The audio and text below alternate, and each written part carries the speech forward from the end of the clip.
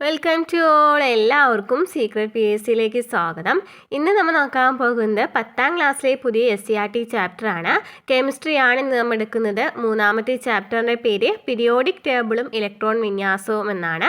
ഈ ഒരു chapter important ആയിട്ടുള്ള ഒരു ചാപ്റ്ററാണ്. PSC പഠിക്കുന്നവർക്കറിയാം പീരിയോഡിക് ടേബിളിൽ നിന്നും നന്നായി ക്വസ്റ്റ്യൻസ് ചോദിക്കാറുണ്ട് അല്ലേ, കെമിസ്ട്രിയുടെ ഭാഗത്ത് നിന്ന്. അപ്പോൾ ഇതിൻ്റെ ഒരു ഫസ്റ്റ് ഭാഗം ഉണ്ടല്ലോ നമ്മൾ കംപ്ലീറ്റ് ചെയ്തതാണ്. അതായത് ഈ ഒരു ചാപ്റ്റർ തന്നെ നമ്മൾ 9ാം ക്ലാസ്സിൽ വരുന്നുണ്ട്. ഇതിൻ്റെ കണ്ടിന്യൂഷൻ ആയിട്ടാണ് 10ാം ക്ലാസ്സിൽ വരുന്നത്. 9ാം ക്ലാസ്സിൽ നമ്മൾ ഡീറ്റെയിൽ ആയിട്ട് പീരിയോഡിക് ടേബിൾ, അതിൽ പ്രധാനപ്പെട്ട എലമെൻസും അതുപോലെ തന്നെ എങ്ങനെയാണ് ഇലക്ട്രോൺ വിന്യാസം എഴുതുക എന്നും അതുപോലെ തന്നെ ആ ഒരു ചാപ്റ്ററിൽ എന്തൊക്കെയായിരുന്നു പറഞ്ഞിട്ടുണ്ടായിരുന്നത്, പീരിയഡ് നമ്പർ കണ്ടുപിടിക്കുവാനും ബ്ലോക്ക് നമ്പർ കണ്ടുപിടിക്കാനൊക്കെ നമ്മൾ പഠിച്ചിട്ടുള്ളതാണ് അല്ലേ. അപ്പോൾ ഈ ഒരു ചാപ്റ്ററിൽ 10ാം ക്ലാസ്സിലെ SCERT ചാപ്റ്ററിൽ പറയുന്നത് ഫസ്റ്റ് തന്നെ ഇലക്ട്രോൺ വിന്യാസം എഴുതുന്നത് എങ്ങനെയാണെന്നാണ് പറയുന്നത്. നമ്മൾ ആ ഒരു ഭാഗം കംപ്ലീറ്റ് ചെയ്തിട്ടുണ്ടായിരുന്നു. അതുപോലെ തന്നെ പ്രധാനപ്പെട്ട കോണ്ടന്റ് നമ്പേഴ്സ് എങ്ങനെയാണ് വരുന്നതെന്നും എങ്ങനെയാണ് സബ്ഷെല്ലുകളിൽ ഇലക്ട്രോൺസ് എഴുതുന്നത് അല്ലേ, നമ്മൾ SPDFിൽ എങ്ങനെയാണ് ഇലക്ട്രോൺസ് ക്രമീകരിക്കുന്നതെന്നും കഴിഞ്ഞ ക്ലാസ്സിൽ നമ്മൾ പറഞ്ഞിട്ടുണ്ടായിരുന്നു. ക്ലാസ്സുകൾ കാണാത്തവരുണ്ടെങ്കിൽ പോയി കാണാം. ഞാൻ ഡിസ്ക്രിപ്ഷനിൽ ഇതിന് ലിങ്ക് കൊടുക്കാം. അല്ലാന്നുണ്ടെങ്കിൽ പ്ലേലിസ്റ്റ് ചെക്ക് ചെയ്താൽ മതി. നമ്മൾ കറക്റ്റായിട്ട് ചെയ്യുന്ന വീഡിയോസൊക്കെ അതിൽ ഇടുന്നുണ്ട് കേട്ടോ. അപ്പോൾ ആ ഒരു ഭാഗം നമ്മൾ കംപ്ലീറ്റ് ചെയ്താണ്. അപ്പോൾ ഇന്ന് നമ്മൾ പഠിക്കാനായിട്ട് പോകുന്നത് പ്രധാനപ്പെട്ട ബ്ലോക്ക് മൂലകങ്ങൾ SPDF എന്ന് പറയുന്ന മൂലകങ്ങളും അവയുടെ പ്രത്യേകതകളും അതുപോലെ തന്നെ ഇലക്ട്രോൺ വിന്യാസം എങ്ങനെയാണ് 1s2 2s2 എന്ന് പറഞ്ഞിട്ട് ഇതൊന്ന് പഠിച്ചിട്ടുണ്ടാവുമല്ലോ അല്ലേ, അതിലെങ്ങനെയാണ് വരുന്നതെന്നും അതുപോലെ തന്നെ ഇങ്ങനെ നമ്മൾ ഇലക്ട്രോൺ വിന്യാസം എഴുതിയതിനു ശേഷം നമ്മൾ എന്ത് കണ്ടുപിടിക്കും, ബ്ലോക്ക് നമ്പർ കണ്ടുപിടിക്കും, പീരിയഡ് നമ്പർ കണ്ടുപിടിക്കും അല്ലേ. ആ ഒരു ഭാഗമാണ് ഇന്നത്തെ ക്ലാസ്സിൽ നമ്മൾ ഡിസ്കസ് ചെയ്യാനായിട്ട് പോകുന്നത് കേട്ടോ. ഓൾറെഡി നമ്മുടെ ചാനലിൽ CRT ക്ലാസ്സുകൾ ചെയ്തിട്ടുണ്ട്. 5ാം ക്ലാസ് മുതൽ 10ാം ക്ലാസ് വരെയുള്ള എല്ലാ ക്ലാസ്സുകളും നമ്മൾ ചെയ്യുന്നുണ്ട്. അപ്പോൾ അതുപോലെ തന്നെ നമ്മൾ ഒരു സീരീസ് സ്റ്റാർട്ട് ചെയ്തിട്ടുണ്ട്. PSC പഠിക്കുന്നവർക്കായിട്ട് ഓരോ ടോപ്പിക് വൈസ് ആയിട്ട് ഇതുവരെ PSC ചോദിച്ചിട്ടുള്ള ചോദ്യങ്ങൾ നമ്മൾ എടുക്കുന്നുണ്ട്. അല്ലാതെ തന്നെ 5ാം ക്ലാസ് മുതലുള്ള ടെക്സ്റ്റ് ബുക്കുകളിൽ നിന്നും ഓരോ ടോപ്പിക് വൈസ് ആയിട്ട് നമ്മൾ ക്ലാസ്സുകൾ എടുക്കുന്നുണ്ട് കേട്ടോ. അപ്പോൾ ക്ലാസ്സുകൾ ഇഷ്ടപ്പെടാണെന്നുണ്ടെങ്കിൽ സപ്പോർട്ട് ചെയ്യുക. അപ്പോൾ നമുക്ക് ക്ലാസ്സിലേക്ക് കിടക്കാം. അപ്പോൾ ഏതാണ് സബ്ഷെൽ എന്ന് കണ്ടുപിടിക്കുന്നതാണ് നമ്മൾ ഫസ്റ്റ് ഡിസ്കസ് ചെയ്യാനായിട്ട് പോകുന്നത്. എങ്ങനെയാണെന്നാണ് സബ്ഷെൽ ഇലക്ട്രോൺ വിന്യാസത്തിൽ നിന്ന് ബ്ലോക്ക് കണ്ടുപിടിക്കുന്ന വിധം. സബ്ഷെൽ ഇലക്ട്രോൺ വിന്യാസത്തിൽ നിന്ന് നമ്മൾ എന്ത് കണ്ടുപിടിക്കാനായിട്ട് പോവുകയാണ്, ബ്ലോക്ക് കണ്ടുപിടിക്കുന്നതിനായിട്ട് പോവുകയാണ് അല്ലേ. അപ്പോൾ നമുക്ക് അവിടെ S ബ്ലോക്കും D ബ്ലോക്കും P ബ്ലോക്കൊക്കെ നമുക്ക് ചിത്രത്തിൽ കാണുന്നുണ്ട് അല്ലേ. S ബ്ലോക്ക് മൂലകങ്ങൾ ഏതൊക്കെയാണ്, ഹൈഡ്രജൻ, ലിഥിയം അല്ലേ, 1, 2 ഗ്രൂപ്പ് മൂലകങ്ങളാണ് വരുന്നത്. അതുപോലെ D ബ്ലോക്ക് എന്ന് പറയുമ്പോൾ 3 മുതൽ 12 വരെയുള്ള മൂലകങ്ങളാണ്. P ബ്ലോക്ക് ആണെങ്കിൽ 13 മുതൽ 18 വരെയുള്ള മൂലകങ്ങളാണ് എന്നൊക്കെ നമുക്ക് ഈ ഒരു പിക്ചറിൽ കാണാനായിട്ട് പറ്റുന്നുണ്ട് അല്ലേ. അപ്പോൾ നമുക്ക് കണ്ടുപിടിക്കാം. മൂലകം എന്ന് പറയുന്നത് ബെറീലിയമാണ്. ബെറീലിയത്തിന് എത്രയാണ് ആറ്റോമിക് നമ്പർ തന്നിരിക്കുന്നത്, 4 ആറ്റോമിക് നമ്പർ തന്നിരിക്കുന്നത് അല്ലേ. അപ്പോൾ എങ്ങനെയാണ് സബ്ഷെൽ ഇലക്ട്രോൺ വിന്യാസം എഴുതുന്നത്, എങ്ങനെയായിരിക്കും, 4 എന്ന് പറയുമ്പോൾ ആദ്യം തന്നെ നമുക്കറിയാം S ബ്ലോക്കാണ് ഫില്ല് ചെയ്യേണ്ടത് അല്ലേ. S കഴിഞ്ഞാൽ P, അത് കഴിഞ്ഞാൽ D, അത് കഴിഞ്ഞാൽ F, അങ്ങനെയല്ലേ പോകുന്നത്. അപ്പോൾ നമുക്ക് ബെറീലിയം 4 എന്ന് പറയുമ്പോൾ എന്ത് ചെയ്താൽ 1s2 2s2 എന്ന് എഴുതി കൂടെ, 1s2 2s2 അല്ലേ. അപ്പോൾ രണ്ടിലും കംപ്ലീറ്റ് ചെയ്തിട്ടുണ്ടല്ലോ. 1s ലാണെന്നുണ്ടെങ്കിൽ 2 ഇലക്ട്രോൺസ് മാത്രമാണ് ഉൾക്കൊള്ളുന്നത്. അപ്പോൾ 1s2 അതിൽ ഈ 2 മാത്രമാണ് കൊണ്ടത്, ബാക്കി 2 ഉണ്ടല്ലേ 4. അപ്പോൾ ബാക്കി 2 2s നമ്മൾ എഴുതി. അപ്പോൾ 1s2 2s2 എന്ന് പറയുമ്പോൾ നമ്മുടെ ഇലക്ട്രോൺ വിന്യാസം എന്ന് പറയുമ്പോൾ കിട്ടിയല്ലോ അല്ലേ. ബെറീലിയം 4 എന്ന് പറയുമ്പോൾ 1s2 2s2 ആണെന്ന് നമുക്കറിയാം. ഇലക്ട്രോൺ വിന്യാസം എങ്ങനെയാണ് എഴുതാന്ന് നമ്മൾ കഴിഞ്ഞ ക്ലാസ്സിൽ പറഞ്ഞതാണ് കേട്ടോ. ഈ ക്ലാസ് മനസ്സിലാവണില്ല എന്ന് തോന്നുകയാണെന്നുണ്ടെങ്കിൽ, എങ്ങനെയാണ് ഇലക്ട്രോൺ വിന്യാസം കാണാൻ അറിയില്ല എന്നുണ്ടെങ്കിൽ ഒന്ന് ആ ക്ലാസ് ഒന്ന് കാണാനായിട്ട് ശ്രമിക്കാം കേട്ടോ. ഇനി നമുക്ക് ഇലക്ട്രോൺ പൂരണം അവസാനമായി നടന്ന സബ്ഷെല്ല് ഏതാന്ന് നോക്കാം. ഏറ്റവും അവസാനമായിട്ട് നടന്ന ഏതിലാണ്, S-ലല്ലേ നടന്നിട്ടുള്ളത്, അതേല്ലേ S-ലാണ്, 2s നടന്നിട്ടുള്ളത് അല്ലേ. 2s ലാസ്റ്റ് ഇലക്ട്രോൺ വിന്യാസം നടന്നത് 2s നമുക്ക് മനസ്സിലായി. ലാസ്റ്റ് ഇലക്ട്രോൺ പൂരണം നടന്നിട്ടുള്ളത് 2s നമുക്ക് മനസ്സിലായി. അപ്പോൾ നമ്മുടെ ബ്ലോക്ക് എന്ന് പറയുമ്പോൾ ഏതാണ് വരുന്നത്, S ബ്ലോക്കാണ് വരിക. അവസാന ഷെല്ലാണ് നമ്മൾ നോക്കുന്നത് കേട്ടോ. ഇലക്ട്രോൺ പൂരണം നടക്കുന്ന ഏറ്റവും അവസാനത്തെ ഷെല്ല് ഏതാണോ അതാണ് നമ്മുടെ ബ്ലോക്ക് എന്ന് പറയുന്നത്. അപ്പോൾ SPDF എന്ന് പറയുമ്പോൾ അതിലേതാണ് ബ്ലോക്ക് നമുക്ക് ഇതിൽ നിന്ന് കാണാനായിട്ട് പറ്റും. നമുക്ക് നെക്സ്റ്റ് നോക്കാം. സോഡിയം 11 നമുക്ക് തന്നിരിക്കുന്നത് അല്ലേ. സോഡിയം 11 ആറ്റോമിക് നമ്പർ എങ്കിൽ നമ്മൾ എങ്ങനെയാണ് സബ്ഷെൽ ഇലക്ട്രോൺ വിന്യാസം എഴുതുന്നത്, എങ്ങനെയാണ് നോക്കി നോക്കിയേ, പറഞ്ഞു നോക്കി നോക്കിയേ. 1s2 അപ്പോൾ 2 ഇലക്ട്രോൺ കൊണ്ടു അല്ലേ. ഇനി നമുക്കറിയാം ഇതിൽ 2 എണ്ണം മാത്രം കൊണ്ടിട്ടുള്ളൂ. ഇനി ബാക്കി എത്ര എണ്ണം ഉണ്ട്? ബാക്കി 11 ബാക്കി 2 എണ്ണം നമുക്ക് കൊണ്ടിട്ടുണ്ട് അല്ലേ. ബാക്കി നമുക്ക് എങ്ങനെ എഴുതാം? 2s2 എന്ന് എഴുതാം അല്ലേ. 2s2 എന്ന് പറയുമ്പോൾ എത്രയായി? 2 2 4 ആയി അല്ലേ. അപ്പോൾ 4 എണ്ണം ഉണ്ട്. 4 എണ്ണം നമുക്ക് കിട്ടിയിട്ടുണ്ട്. നമുക്ക് 11ക്ക് എത്തിക്കണം അല്ലേ. അപ്പോൾ 1s2 2s2 1s2 2s2 കഴിഞ്ഞാൽ പിന്നെ എന്താണ് വരാം? 1s2 2s2 2p6 അല്ലേ. പിയിൽ എത്ര എണ്ണം കൊള്ളും? 6 എണ്ണം കൊള്ളൂ അല്ലേ. 6 എണ്ണം കൊള്ളുള്ളൂ. അപ്പോൾ 2p6 എന്ന് വന്നു അല്ലേ. 2p6 എന്ന് വന്നു. അപ്പോൾ എത്ര എണ്ണ നോക്കി 2 2 4 6 10 എണ്ണം ആയിട്ടുള്ളൂ. ബാക്കി എത്രയാണ്? ഒരെണ്ണം കൂടി വേണം അല്ലേ. ഒരെണ്ണം നമ്മൾ എങ്ങനെ എഴുതും? 2s2 2p6 3s1 എന്ന് എഴുതും അല്ലേ. 3s1 എന്ന് എഴുതും. എങ്ങനെയാണെന്ന് മനസ്സിലായല്ലോ. അപ്പോൾ എത്രയായി? 2 2 4 6 പ്ലസ് 11 ആയിട്ടുണ്ട്. അപ്പോൾ 1s2 2s2 2p6 3x1 എന്ന് പറയുന്നതാണ് സോഡിയം 11ന്റെ ഇലക്ട്രോൺ വിന്യാസം എന്ന് പറയുന്നത്. ഇലക്ട്രോൺ പൂരം നടന്ന അവസാനത്തെ സബ്ഷെൽ ഏതാണ്? 3s ആണല്ലോ. 3s1 ആണ് അല്ലേ. 3s1 ആണ്. അപ്പോൾ നമുക്ക് ഇവിടുത്തെ ബ്ലോക്ക് നമ്പർ ഏതാണെന്ന് പറയാം? എസ് ആണെന്ന് പറയാം അല്ലേ. എസ് ആണ് ഇവിടുത്തെ ബ്ലോക്ക് നമ്പർ എന്ന് പറയുന്നത്. എസ് തന്നെയാണ് എന്ന് പറയാം. നെക്സ്റ്റ് ഓക്സിജൻ ആണ്. ഓക്സിജൻ്റെ ആറ്റോമിക് നമ്പർ 8 ആണ്. എങ്കിൽ നമ്മൾ എങ്ങനെ എഴുതും? ഇലക്ട്രോൺ വിന്യാസം എങ്ങനെ എഴുതും? ഓക്സിജൻ്റെ 1s2 2s2 അപ്പോൾ 2 2 4 ആയി അല്ലേ. ബാക്കി 2p4 എന്നല്ലേ വരാ? 2p4 എന്നാണ് വരിക. അപ്പോൾ ഇവിടെ ഏറ്റവും ലാസ്റ്റ് കൊണ്ടിട്ടുള്ള ഏതാണോ, ഏത് ഷെല്ലിലാണോ ഏറ്റവും അവസാനം ഇലക്ട്രോൺ പൂരം നടന്നത്, ഇത് ഏറ്റവും അവസാനത്തെ ഷെല്ല് ഏതാണോ അതാണ് നമ്മുടെ ബ്ലോക്ക് നമ്പർ എന്ന് പറയുന്നത് അല്ലേ. അപ്പോൾ നമുക്ക് ഓൾറെഡി കിട്ടിയല്ലോ, പി ആണെന്നുള്ളത് നമുക്ക് കിട്ടിയിട്ടുണ്ട്. അവസാനം നടന്നത് 2p4ലാണ് അല്ലേ. 2p4ലാണ് നടന്നത്. അപ്പോൾ നമുക്ക് എന്ത് എഴുതാം? പി ബ്ലോക്ക് ആണെന്ന് എഴുതാനായിട്ട് പറ്റും. ഇനി നമുക്ക് നെക്സ്റ്റ് തന്നിട്ടുള്ളത് എന്താണ്? ക്ലോറിനാണ്. ക്ലോറിൻ 17 നമുക്ക് എങ്ങനെ എഴുതാം? 1s2 2s2 2p6 അപ്പോൾ എത്ര എണ്ണായി? 2 2 4 6 10 എണ്ണായി അല്ലേ. ഇനി 7 എണ്ണം കൂടി കൊള്ളണം. 2p6 3s2 3s2 പിന്നെ എന്താ വരാ? 3s2 3p5 അല്ലേ വരാ? 3p5 ആണ് വരാ. അപ്പോൾ ഇവിടെ ഏറ്റവും അവസാനത്തെ ഷെല്ല് ഏതാണ്? പി ആണ് വന്നിരിക്കുന്നത്. അപ്പോൾ നമ്മുടെ ഷെല്ല് എന്ന് പറയുമ്പോൾ ഏതാണ് ബ്ലോക്ക് എന്ന് പറയുമ്പോൾ ഏതാണ് വരാ? പി ആണ് വരാ അല്ലേ. പി ആണ് വരുന്നത്. 3p5 ആണ് നമുക്ക് ലാസ്റ്റ് വന്നിട്ടുള്ളത്. അപ്പോൾ പി ആണ് വരുന്നത്. ഇനി നെക്സ്റ്റ് നോക്കുകയാണെന്നുണ്ടെങ്കിൽ സ്കാൻഡിയം അല്ലേ 21 ആണ് നമുക്ക് തന്നിരിക്കുന്നത്. സ്കാൻഡിയത്തിൻ്റെ 21 ആണ്. അപ്പോൾ നമ്മൾ എഴുതി നോക്കുകയാണെന്നുണ്ടെങ്കിൽ ഒന്ന് എഴുതി നോക്കൂ കേട്ടോ. 1s2 2s2 2p6 3s2 3p6 4s2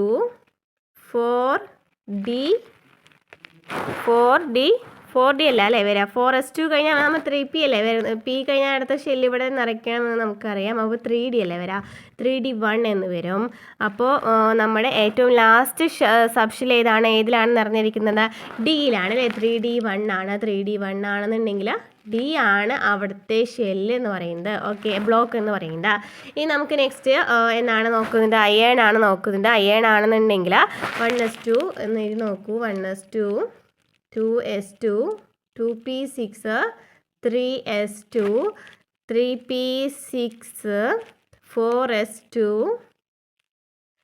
3d6 അല്ലേ. 3d6 ആണ് വരുന്നത്. അപ്പോൾ ഇവിടെ ഏറ്റവും അവസാനം നിറഞ്ഞിട്ടുള്ളത് ഡിയിലാണ്. 3d6 ആണ് വന്നിരിക്കുന്നത് എങ്കിൽ ഡി ആയിരിക്കും അവിടുത്തെ ബ്ലോക്ക് എന്ന് പറയുന്നത്.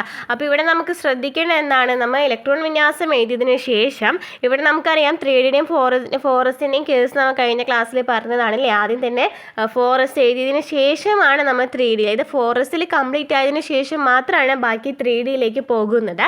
ഓക്കെ, അപ്പോൾ അതൊന്ന് ശ്രദ്ധിച്ചാൽ മതി. ബാക്കിയൊക്കെ സെയിം തന്നെയാണ്, നമുക്ക് എളുപ്പത്തിൽ എഴുതാവുന്നതാണ്. അപ്പോൾ ഇലക്ട്രോൺ വിന്യാസം എഴുതിയിട്ട് ഏറ്റവും അവസാനം നിറഞ്ഞ ഷെൽ ഏതാണോ അതാണ് നമ്മുടെ ബ്ലോക്ക് നമ്പർ എന്ന് പറയുന്നത്. അപ്പോൾ ബ്ലോക്ക് നമ്പർ എങ്ങനെയാണ് കണ്ടുപിടിക്കണേന്ന് പറഞ്ഞു. ഇലക്ട്രോൺ പൂരണം അവസാനമായി നടക്കുന്നത് ഏത് സബ് ഷെല്ലിലാണോ അതായിരിക്കും ആ മൂലകം ഉൾപ്പെടുന്ന ബ്ലോക്ക് എന്ന് പറയുന്നത്. ഇലക്ട്രോൺ പൂരണം അവസാനമായി നടന്ന ഏതാണോ സബ് ഷെല്ല് അതാണ് ആ മൂലകം ഉൾപ്പെടുന്ന ബ്ലോക്ക് എന്ന് പറയുന്നത്. അപ്പോൾ നമുക്ക് പഠിക്കാം. എസ് ബ്ലോക്കിൽ എത്ര ഗ്രൂപ്പുകളുണ്ട്? നമ്മൾ നേരത്തെ പറഞ്ഞു എസ് ബ്ലോക്കിൽ 1 2 ഗ്രൂപ്പാണ് വരുന്നത്. പി ബ്ലോക്ക് ആണെന്നുണ്ടെങ്കിലോ 13 13 മുതൽ 18 വരെ പി ബ്ലോക്കാണ്. ഡി ബ്ലോക്കിൽ ഉൾപ്പെടുന്ന ഗ്രൂപ്പുകൾ ഏതൊക്കെയാണ്? 3 മുതൽ 12 വരെയാണ്. എഫ് ബ്ലോക്ക് മൂലകങ്ങളെ പീരിയോഡിക് ടേബിളിൽ ചുവടെ 2 പ്രത്യേക നിരകളിലായിട്ടാണ് ക്രമീകരിച്ചിരിക്കുന്നത്. അതായത് നമ്മുടെ പിക്ചറിൽ കണ്ടല്ലോ അല്ലേ, എസ് ബ്ലോക്ക് എന്ന് പറയുമ്പോൾ 1, 2 ഗ്രൂപ്പ് മൂലകങ്ങളാണ്. ഡി ബ്ലോക്ക് എന്ന് പറയുമ്പോൾ 3 മുതൽ 12 വരെയാണ്. പി ബ്ലോക്ക് ആണെങ്കിൽ 13 മുതൽ 18 വരെയാണ്. എഫ് ബ്ലോക്ക് മൂലകങ്ങൾ ഏറ്റവും താഴെയായിട്ട് 2 പീരീഡ് ആയിട്ടാണ് ഇവിടെ ക്രമീകരിച്ചിരിക്കുന്നത്. ഇനി സബ്ഷെൽ ഇലക്ട്രോൺ വിന്യാസത്തിൽ നിന്നും പീരീഡ് എങ്ങനെയാണ് കണ്ടുപിടിക്കുന്നത് നമുക്ക് നോക്കാം. പീരീഡ് നമ്പർ എങ്ങനെയാണ് കണ്ടുപിടിക്കുന്നത് നോക്കാം. അതിനായിട്ട് മെഗ്നീഷ്യത്തിൻ്റെ ഇലക്ട്രോൺ വിന്യാസം എഴുതാൻ പറഞ്ഞിട്ടുണ്ട്. അപ്പോൾ മെഗ്നീഷ്യത്തിൻ്റെ ഇലക്ട്രോൺ വിന്യാസം എന്ന് പറയുന്നത് എത്രയാണ്? 12 ആണെന്ന് നമുക്ക് കിട്ടിയിട്ടുള്ളത് അറ്റോമിക് നമ്പർ. എങ്കിൽ നമുക്ക് എങ്ങനെ എഴുതാം? 1s2 2p6 3s2 എന്ന് എഴുതാം അല്ലേ. ഒരു ഭാഗം ഞാൻ പറഞ്ഞു കഴിഞ്ഞതാണ് ഓൾറെഡി, പക്ഷേ അത് റെക്കോർഡായില്ല. അപ്പോൾ ഒന്നും കൂടി പറയുകയാണ്, 1s2 2s2 2p6 3s2 എന്ന് പറയുന്നതാണ് നമ്മുടെ മഗ്നീഷ്യത്തിൻ്റെ ഇലക്ട്രോൺ വിന്യാസം എന്ന് പറയുന്നത്. ഇതിലെ ഏറ്റവും വലിയ നമ്പർ ഏതാണ്? 3 ആണല്ലേ. 1 2 3 അല്ലേ. 3 ഏറ്റവും വലിയ നമ്പർ ആ 3 ആയിരിക്കും അവിടുത്തെ പീരീഡ് നമ്പർ എന്ന് പറയുന്നത്. അപ്പോൾ പെട്ടെന്ന് കണ്ടുപിടിക്കാനായിട്ട് എളുപ്പമാണ്. നമുക്ക് ഏറ്റവും അവസാനത്തെ ഷെല്ല് നോക്കുകയാണെന്നുണ്ടെങ്കിൽ ഏത് ഷെല്ലിലാണോ നിറഞ്ഞിരിക്കുന്നത് നോക്കുകയാണെങ്കിൽ അതാണ് അവിടുത്തെ ബ്ലോക്ക് നമ്പർ എന്ന് പറയുന്നത്. പീരീഡ് നമ്പർ ഏതെന്ന് വെച്ചാൽ ഏതാണ്? ഏറ്റവും ഉയർന്ന നമ്പർ ഏതാണോ അതാണ് അവിടുത്തെ പീരീഡ് നമ്പർ എന്ന് പറയുന്നത്. അപ്പോൾ മെഗ്നീഷ്യം ഏത് പീരീഡിലാണ് ഉൾപ്പെടുന്നത്? 3-ലാണ് എന്ന് നമുക്ക് മനസ്സിലായി. ഇനി നോക്കി നെക്സ്റ്റ് കാർബൺ 6 ആണ്. അപ്പോൾ 1s2 2s2 2p2 എന്ന് നമുക്ക് എഴുതാം. അവിടുത്തെ ഉയർന്ന ഷെല്ല് നമ്പർ ഏതാണ്? 2 ആണ് അല്ലേ. 1s2 2s2 2p2 എന്നല്ലേ. അപ്പോൾ 2 അല്ലേ അവിടുത്തെ ഏറ്റവും വലിയ നമ്പർ, അത് തന്നെയായിരിക്കും അവിടുത്തെ പീരീഡ് നമ്പർ എന്ന് പറയുന്നത്. ഇനി sodium 11 ആണെന്നുണ്ടെങ്കിലോ 1s2 2s2 2p6 3s1 എന്ന് എഴുതാം അല്ലേ. അപ്പോൾ അവിടുത്തെ ഉയർന്ന ഷെൽ നമ്പർ ഏതാണ്? 3 ആണെങ്കിൽ പീരീഡ് നമ്പർ എത്രയായിരിക്കും? 3 ആയിരിക്കും. ഇനി scandium ഏതാണെങ്കിൽ 1s2 2s2 2p6 3s2 3p6 4s2 3d1 ആണ്. അപ്പോൾ ഇവിടുത്തെ ഏറ്റവും വലിയ നമ്പർ ഏതാണ്? 4 ആണല്ലേ. ഏറ്റവും വലിയ നമ്പർ 4 അല്ലേ. അപ്പോൾ അതാണ് അവിടുത്തെ ഉയർന്ന ഷെൽ നമ്പർ എന്ന് പറയുന്നത്. അത് തന്നെയായിരിക്കും അവിടുത്തെ പീരീഡ് നമ്പർ എന്ന് പറയുന്നത്. ക്ലിയർ ആയല്ലോ. അപ്പോൾ നമ്മൾ ഇവിടെ പഠിച്ചിരിക്കേണ്ടത് എന്താണ്? ബ്ലോക്ക് നമ്പറും എന്താണെന്ന് മനസ്സിലായി. അതുപോലെ തന്നെ എന്താണ് പീരീഡ് നമ്പർ ഏതാണെന്ന് മനസ്സിലായി അല്ലേ. ബ്ലോക്ക് നമ്പർ അല്ല, ബ്ലോക്ക് ഏതാണെന്ന് മനസ്സിലായി. ഇപ്പോൾ ഏത് ബ്ലോക്കിലാണ് ഇത്? 4s2 ആണ് അല്ലേ. എസ് ബ്ലോക്കിലാണോ ഡി ബ്ലോക്കിലാണോ വരുന്നത്? ബ്ലോക്ക് ചോദിക്കുകയാണെങ്കിൽ ഡി ബ്ലോക്ക് എഴുതണം. എന്നാൽ ഇതിൻ്റെ ഇത് നമ്മുടെ പീരീഡ് നമ്പർ ചോദിക്കുകയാണെങ്കിൽ ഏറ്റവും വലിയ നമ്പർ ഏതാണോ അതാണ് എഴുതേണ്ടത്.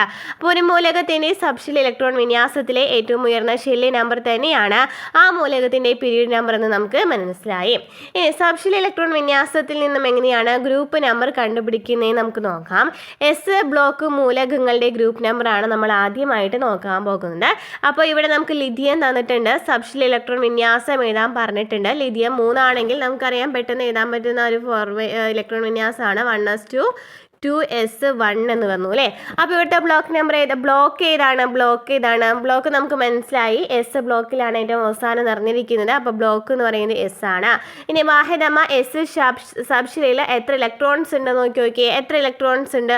1 ഇലക്ട്രോൺസ് അല്ലേ ഉള്ളൂ. ഏറ്റവും അവസാനത്തെ ഷെല്ല് 2s1 ആണ്. അതിൽ 1 ഇലക്ട്രോൺസ് മാത്രമാണുള്ളത്. എങ്കിൽ ഏറ്റവും അവസാനം നിറഞ്ഞിരിക്കുന്ന ആ ഒരു ഇലക്ട്രോണിൻ്റെ എണ്ണം ഉണ്ടല്ലോ, അതാണ് അവിടുത്തെ ഗ്രൂപ്പ് നമ്പർ എന്ന് പറയുന്നത്. 1 തന്നെയാണ് അവിടുത്തെ ഗ്രൂപ്പ് നമ്പർ എന്ന് പറയുന്നത്. ഇനി നമുക്ക് സോഡിയം 11 നോക്കാം. സോഡിയം 11 എഴുതുമ്പോൾ എങ്ങനെയാണ്? 1s2 ഒന്ന് എഴുതി നോക്കി 1s2 2s2 2p6 എത്രയായി? 11 എന്ന് പറയുമ്പോൾ 3s1 കൂടിയും വരണം അല്ലേ. അപ്പോൾ ഇവിടുത്തെ ബ്ലോക്ക് ഏതാണെന്ന് മനസ്സിലായി. എസ് ബ്ലോക്കാണ്. ഏറ്റവും അവസാനം നിറഞ്ഞിരിക്കുന്ന എസ് ബ്ലോക്കിലാണ്. ഈ അവസാനം നിറഞ്ഞിരിക്കുന്ന ബ്ലോക്ക് ഉണ്ടല്ലോ 3s1 നമുക്ക് എഴുതിയെടുക്കുകയാണെന്നുണ്ടെങ്കിൽ ഈ 3s1 എത്ര ഇലക്ട്രോൺസ് ഉണ്ട്? ഒരെണ്ണല്ലേ ഉള്ളൂ. മുകളിൽ നമ്മൾ എഴുതുന്നതാണ് ഇലക്ട്രോൺസ് അല്ലേ. അപ്പോൾ 1 ഇലക്ട്രോൺസ് ആണ് അവിടെ ഉള്ളത്. എങ്കിൽ ഇവിടുത്തെ ഗ്രൂപ്പ് നമ്പർ എന്ന് പറയുന്നത് ഇത് തന്നെയായിരിക്കും. 1 തന്നെയായിരിക്കും അല്ലേ ഗ്രൂപ്പ് നമ്പർ. നോക്കി നമുക്ക് ചെക്ക് ചെയ്ത് നോക്കാം. ലിഥിയം സോഡിയം ഏത് ഗ്രൂപ്പിലാണ് വരുന്നതെന്നൊന്ന് ജസ്റ്റ് നോക്കി. നമ്മൾ പറഞ്ഞത് ഏതാണ്? എസ് ബ്ലോക്കാണ്. അതുപോലെ തന്നെ അപ്പോൾ എസ് ബ്ലോക്കിലുണ്ടോ നോക്കാം. ലിഥിയം സോഡിയം ഉണ്ട്, എസ് ബ്ലോക്കിലുണ്ട് അല്ലേ. പിന്നെ നമ്മൾ നോക്കേണ്ടത് ഏതാണ് ഗ്രൂപ്പ് നമ്പർ എന്നാണ്. ഇവിടെ നമുക്ക് 1 തന്നെയാണ് വന്നിരിക്കുന്നത് അല്ലേ. 1-ലല്ലേ ഒരു ഒന്നാമത്തെ ഗ്രൂപ്പിലാണ് ലിഥിയം സോഡിയം വന്നിരിക്കുന്നത്. അപ്പോൾ അത് കറക്റ്റ് ആണെന്ന് മനസ്സിലായല്ലോ. അപ്പോൾ നമ്മൾ എഴുതിയത് കറക്റ്റ് ആണെന്ന് മനസ്സിലായി. ഓക്കെ. ഇനി മെഗ്നീഷ്യം 12 ആണ്. അപ്പോൾ മെഗ്നീഷ്യം 12 എന്ന് പറയുമ്പോൾ ഇലക്ട്രോൺ വിന്യാസം ഏതാ വരാം? 1s2 2s2 2p6 3s2 എത്രയായി? 2 2 4 6 10 12 ആയില്ലേ? ഓക്കെ അല്ലേ? അപ്പോൾ ഇവിടുത്തെ ബ്ലോക്ക് ഏതാണെന്ന് ചോദിച്ചാൽ ഏതാ? എസ് ബ്ലോക്ക് ആണെന്ന് നമുക്കറിയാം. ഈ എസ് ബ്ലോക്കിൽ എത്ര ഉണ്ട് ഇലക്ട്രോൺസ്? 2 ആണ് അല്ലേ? അപ്പോൾ രണ്ടാമത്തെ ഗ്രൂപ്പ് നമ്പറാണ്. ഇനി നമുക്ക് കാൽസ്യം 20 ആണ് നമുക്ക് തന്നിരിക്കുന്നത്. അപ്പോൾ എങ്ങനെ എഴുതും? 1s2 2s2 2p6 3s2 3p6 എത്രയാണ് നോക്കാം. 2 2 4 6 10 12 6 18 3p6 4s2 എന്ന് എഴുതാം അല്ലേ? അപ്പോൾ റെഡി ആയില്ലേ? 4s2 ഇപ്പോൾ 2 2 4 6 10 12 18 20 ആയില്ലേ? അപ്പോൾ ലാസ്റ്റ് ഏതാണ്? എസ് ആണ് അവിടെ ബ്ലോക്ക് എന്ന് പറയുന്നത്. അപ്പോൾ ഗ്രൂപ്പ് നമ്പർ ഏതാണ്? 4s2ലാണല്ലേ? 4s2 ആണല്ലേ ലാസ്റ്റ് വന്നിരിക്കുന്നത് അല്ലേ? അപ്പോൾ അവിടുത്തെ ഗ്രൂപ്പ് നമ്പർ എന്ന് പറയുന്നത് എത്രയായിരിക്കും? 2 തന്നെ ആയിരിക്കും. നമുക്കൊന്ന് ചെക്ക് ചെയ്ത് നോക്കിയാലോ. കാൽസ്യം ഏത് ഗ്രൂപ്പിലാണ് വരുന്നതെന്ന്. നമ്മൾ ഏത് ബ്ലോക്കാന്ന് പറഞ്ഞില്ലേ? ഏത് ബ്ലോക്കാന്ന് നമ്മൾ പറഞ്ഞു? 4s ആണ്. എസ് ബ്ലോക്കാണ്. എസ് ബ്ലോക്കിലെ ഗ്രൂപ്പ് നമ്പർ 2ൽ എന്തുണ്ടോ നോക്കണം? കാൽസ്യം ഉണ്ടോ എന്ന് നോക്കണം. നോക്കിയേ. എസ് ബ്ലോക്കിലെ രണ്ടാമത്തെ ഗ്രൂപ്പിൽ കാൽസ്യം ഉണ്ടോ? ഉണ്ട് അല്ലേ? അപ്പോൾ നമ്മൾ എഴുതിയത് കറക്റ്റാണ് അല്ലേ? അപ്പോൾ എങ്ങനെയാണ് നമ്മൾ ബ്ലോക്ക് കണ്ടുപിടിക്കുന്നതെന്നും പീരിയഡ് നമ്പറിനെ കണ്ടുപിടിക്കുന്നതെന്നും അതുപോലെ തന്നെ എന്ത് പഠിച്ചു? എന്താണ് ഇവിടെ പഠിച്ചത്? ഗ്രൂപ്പ് നമ്പർ എങ്ങനെയാണ് കണ്ടുപിടിക്കുന്നതെന്ന് പഠിച്ചു അല്ലേ? എസ് ബ്ലോക്ക് മൂലകങ്ങളുടെ ഗ്രൂപ്പ് നമ്പർ എങ്ങനെയാണ് കണ്ടുപിടിക്കണേന്ന് പഠിച്ചു. എസ് ബ്ലോക്ക് മൂലകങ്ങളുടെ ഗ്രൂപ്പ് നമ്പർ എങ്ങനെയാണ് കണ്ടുപിടിച്ചത്? എസ് ബ്ലോക്ക് മൂലകങ്ങളുടെ ബാഹിതമ എസ് സബ് ഷെല്ലിലെ ഇലക്ട്രോണുകളുടെ എണ്ണമായിരിക്കും ഗ്രൂപ്പ് നമ്പർ. അതായത് എസ് സബ് ഷെല്ലിന് മാത്രമാണ് പറയുന്നത്. ഇവിടെയൊക്കെ നമ്മൾ നോക്കിയപ്പോൾ കണ്ടത് ഏറ്റവും അവസാനം നിറഞ്ഞിരിക്കുന്നത് എസ്സിലാണ് അല്ലേ? എസ്സിലാണ് നിറഞ്ഞിരിക്കുന്നത്. അപ്പോൾ എസ് ബ്ലോക്ക് മൂലകങ്ങൾ ഇലക്ട്രോൺ നമ്പർ എന്താണോ വരുന്നത്, ഏറ്റവും അവസാനം വരുന്ന ഇലക്ട്രോൺ നമ്പർ എന്താണോ അത് തന്നെയായിരിക്കും അവിടുത്തെ ഗ്രൂപ്പ് നമ്പർ എന്ന് നമുക്ക് മനസ്സിലായി അല്ലേ? ബ്ലോക്ക് നമ്പർ എങ്ങനെയാണ് നമുക്ക് കണ്ടുപിടിച്ചത്? ഇപ്പോൾ ഇതാണെന്ന് വിചാരിക്കും. ഏറ്റവും അവസാനം നിറഞ്ഞിരിക്കുന്നത് 3s2 ആണെന്നുണ്ടെങ്കിൽ ഇവിടുത്തെ ബ്ലോക്ക് എങ്ങനെയാണ് നമുക്ക് കണ്ടുപിടിക്കുക? എസ് ആണ് നിറഞ്ഞിരിക്കുന്നത്. ഏറ്റവും അവസാനം നിറഞ്ഞിരിക്കുന്നത് എസ്സിലാണ്. അപ്പോൾ നമുക്ക് എസ് ബ്ലോക്ക് മൂലകമാണെന്ന് നമുക്ക് മനസ്സിലായി. ഇനി അതെല്ലാം അവിടുത്തെ പീരീഡ് നമ്പർ കണ്ടുപിടിക്കണമെങ്കിൽ നമ്മൾ എങ്ങനെ കണ്ടുപിടിക്കുക പീരീഡ് നമ്പർ? ഇവിടെ നമ്മൾ നോക്കാം. ഏറ്റവും വലിയ നമ്പർ ഏതാണെന്ന് നോക്കൂലേ അല്ലേ? ഏറ്റവും വലിയ നമ്പർ ഇവിടെ നമുക്ക് തന്നിരിക്കുന്നതിൽ 3s2 ആണ്. നമുക്ക് ജസ്റ്റ് 1s2 2s2 എന്നൊക്കെ ജസ്റ്റ് ഒന്ന് എഴുതി നോക്കാം. അപ്പോൾ നമുക്ക് ക്ലിയർ ആവും അല്ലേ? ഓക്കെ. അപ്പോൾ 1s2 1s2 2s2 2p6 3s2 എന്ന ഏതാണെന്നുണ്ടെങ്കിൽ നമുക്ക് ഇവിടെ ഏറ്റവും വലിയ നമ്പർ ഏതാണോ വരുന്നത് അതാണ് അവിടുത്തെ പീരീഡ് നമ്പർ എന്ന് പറയുന്നത്. ഓക്കെ. ഇനി നമുക്ക് എന്ത് നോക്കാം?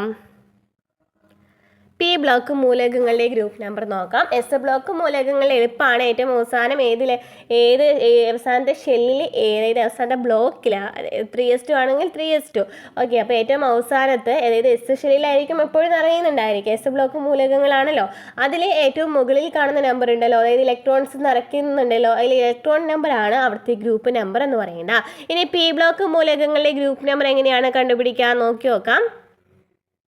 പി ബ്ലോക്കിൽ ഉൾപ്പെട്ട മൂലകങ്ങൾ ഏതൊക്കെയാണെന്ന് ചോദിച്ചിട്ടുണ്ട്. ഏതൊക്കെ ഗ്രൂപ്പുകളാണ് പി ബ്ലോക്കിൽ വരുന്നത്? നമ്മൾ പറഞ്ഞു അല്ലേ? പി ബ്ലോക്കിൽ വരുന്നത് 13 മുതൽ 18 വരെയുള്ള ഗ്രൂപ്പുകളാണ് പി ബ്ലോക്കിൽ വരുന്നത് അല്ലേ? 13 മുതൽ 18 വരെയുള്ള ഗ്രൂപ്പുകളാണ് വരുന്നതെന്ന് പഠിച്ചു വെച്ചിരിക്കുന്നുണ്ടോ?